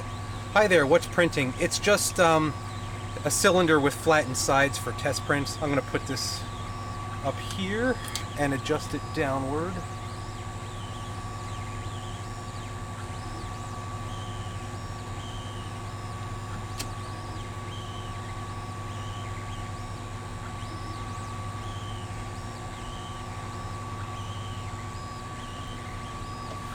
That looks like hot end mount screw. It's the mount for the this thing, the blower fan. It's this upper left corner.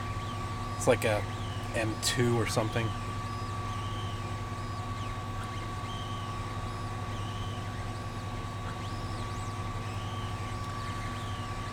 Yeah, rip.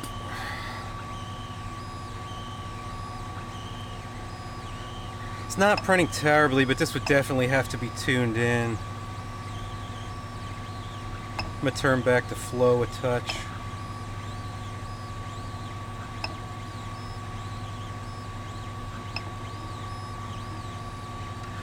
Great, my linear bearings for my bed are making a lot of noise after 1 year plus. Are PLA printed semi-decent temp fix? You mean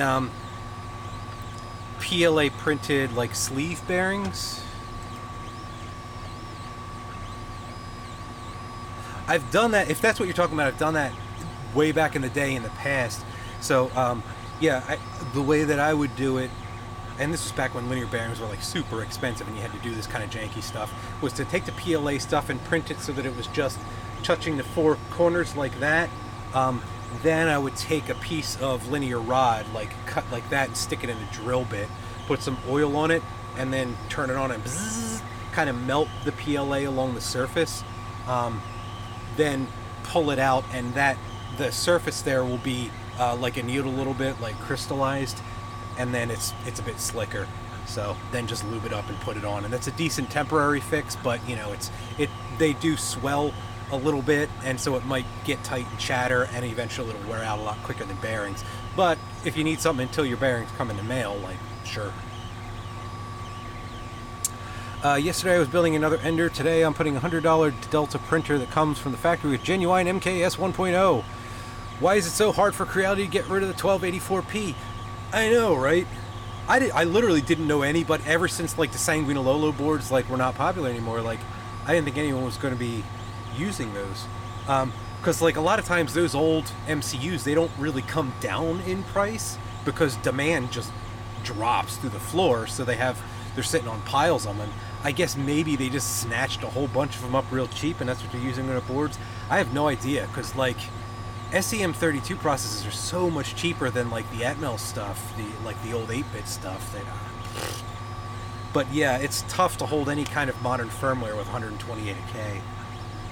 Or 128K of storage.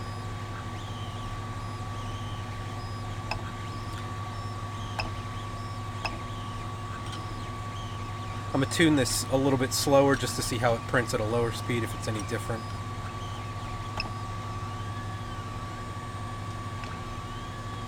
Let me see.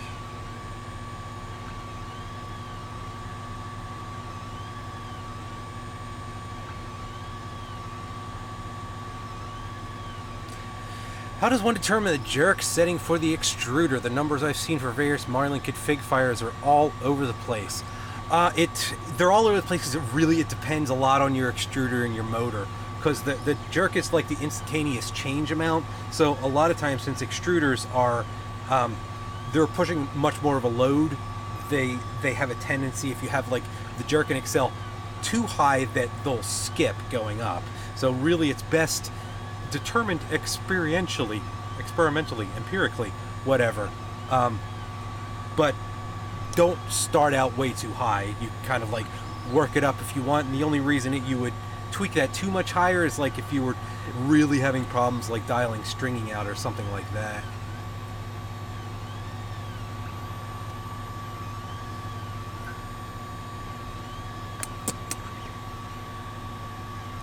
$1284p is way too small for all the features people now want. Yeah, it really is. I mean, even just to fit the stock config right now, you have to strip it down to like minimalistic menus and like, you know, ditch a lot of the graphics and things like that. Which is, I haven't dug into the specific firmware for this, but I mean, how much storage space does the Ender graphic take up? Yeah, I mean, switching to a character display would free up some extra space, but I'll have to see if you can even fit. Can you fit unified bed leveling on 128K? Like, you'd probably be able to do like the The trilinear one, I doubt you'll be able to do mesh bed leveling because it has to store the mesh unless it can put it in EEPROM.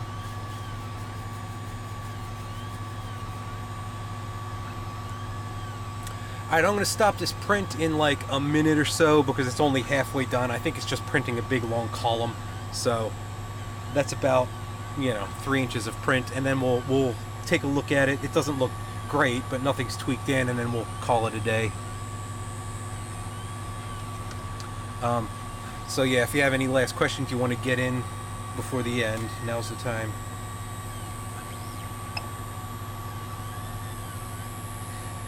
This fan is driving me crazy too, otherwise I'd let it print till the end and answer questions, but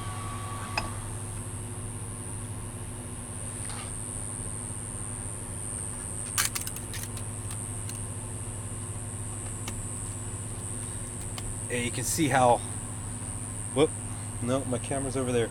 You can see how this, which was back toward where it's bent down, didn't adhere very well, but it was stuck pretty good on this side. So, what I did here, let me turn on this light so you can see, is I just sort of varied the speed as we went along. Hopefully that's quasi in focus. So it started out decently. That I think that was like 50 millimeters a second. Then I cranked it up to like 200 or something, and then I slowed it down a whole lot for this last section. Obviously that last section looks best where it was slow, but as you can see through the middle here, like there was a lot of stringing. So that's going to have to be dialed out. I don't know what the retraction settings were for that, but there was a lot of spitting on this side too. It looks like it was over extruded, and this might not be the best filament, because usually when you get crappy filament it does that kind of like little warding and stuff. So I'll do some test prints with decent filament just with the stock settings. I'll print the stuff that's on the SD card and see how that turns out. I'm not going to make you sit here for like 4 hours while that happens though, so I'll get that going tonight and put it up in a video as soon as I can get it up. So, is that a bad bearing on the fan? Well, I had to snap one of the blades off of the fan because it was wambly. Apparently, I guess this screw was knocking around inside of there and it screwed it up. I think that's just a theory, but this is definitely off center, and I am going to, as soon as this cools down, shut it off.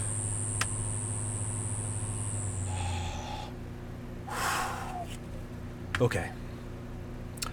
Let me see here. Can you even get M2 down to fit like that? I don't think I've ever seen it compile below 200K. Marlin 2, I think you can. I kind of wish they had kept Marlin 1 with just the 8-bit stuff and Marlin 2 with the 32-bit stuff, so they didn't have to worry about like cutting out features and squashing things, and like you know, the U8G library that they're using, if they can't use a new one because it doesn't fit on a lot of like the smaller machines and things like that. I'm like, kind of wish they'd just split those so they could optimize for 32 and not have to worry about that, but whatever. I have not tried getting Marlin 2 down that small. I've definitely gotten Marlin 1 down that small. Yeah, no, actually I'm lying. I have gotten Marlin 2 down that small, but not with a graphical LCD, because I have run Marlin on a blue pill board, not one of the 64K ones, one of the ones that actually has a 128K. I did have that running with the character LCD, but that library is a lot smaller. It would not fit with the graphical LCD. I just had to take too many things. So like slim menus and take like minimize a lot of the like buffering and caching and things like that. So it will fit on 128K, so I could probably get it to fit on this, but it might be a stretch. Let me see. Yeah, that's pretty much what everybody else is saying. You need about 6 millimeters retract on the ender. It seems like you need a lot, because that's a whole bunch of warding. Those are the direction and layer changes, so that's definitely going to have to be tweaked in. Feed that fan some lettuce. It sounds like a cricket. Yeah, seriously. Or clipper and get all the features. I'm definitely, in the course of this series, going to mention alternative firmwares in here, so we will definitely be getting clipper running on this thing. What else? Capricorn PTFE. Yes, I have some Capricorn. I don't know where it is. I have enough to do like 4 printers, so I'm definitely going to experiment with the Capricorn PTFE. I'm also going to have to experiment with these couplers to make sure that's cool, because I did buy in preparation some other couplers. I also had some people provide me with parts ahead of time for whenever I got the series done. So McEwen 3D sent over a bunch of like different hot ends and fans and things like that, and Mod Mike sent over some things for the hot ends and the couplers and whatnot. So those will all be testing. I'll be testing the 32-bit board upgrades and all that. And what I'm going to try to do is journal the change from one thing to the other with each of the mods and use the same filament and everything the whole way through. So the filament I'm going to be using, as long as it prints okay, I bought a couple rolls of this cheapy Overture stuff so that I have something consistent through the whole thing. So at least I have 3 rolls worth of testing with this, and we'll see how that goes. So let me see what else. Do you typically use LA? You mean PLA? Yeah, I almost always use PLA because it's corn derived and biodegradable and all that. What else? Blah blah blah blah blah. Replace couplers to end springs. Yeah, I noticed that when I was. Is that? Yeah, the camera's still on. These springs are real. Like, I can compress those super easily. It looks like this will sway a whole lot. Yeah, I can see that. See that kind of skewing there. Alrighty, that's it for the stream, and thank you all for coming out. Look out for the next video, and I will have this on the DVR thing so you can go back and watch it, and I will post this on YouTube in its entirety, and then I'll post an edited version. But you can ask any other questions after that if you think of something afterwards and like, oh crap, I should have asked it. So there you go. Oh, LA Linear Advance. I used Linear Advance on the 32-bit stuff. I haven't tried it. Is there a Linear Advance on the 8-bit stuff? I don't know if I've even thought to look for that. But yeah, I did do it on the 32-bit. Did I do? I didn't do a video on that. I thought I did, or maybe I meant to do it. I never did.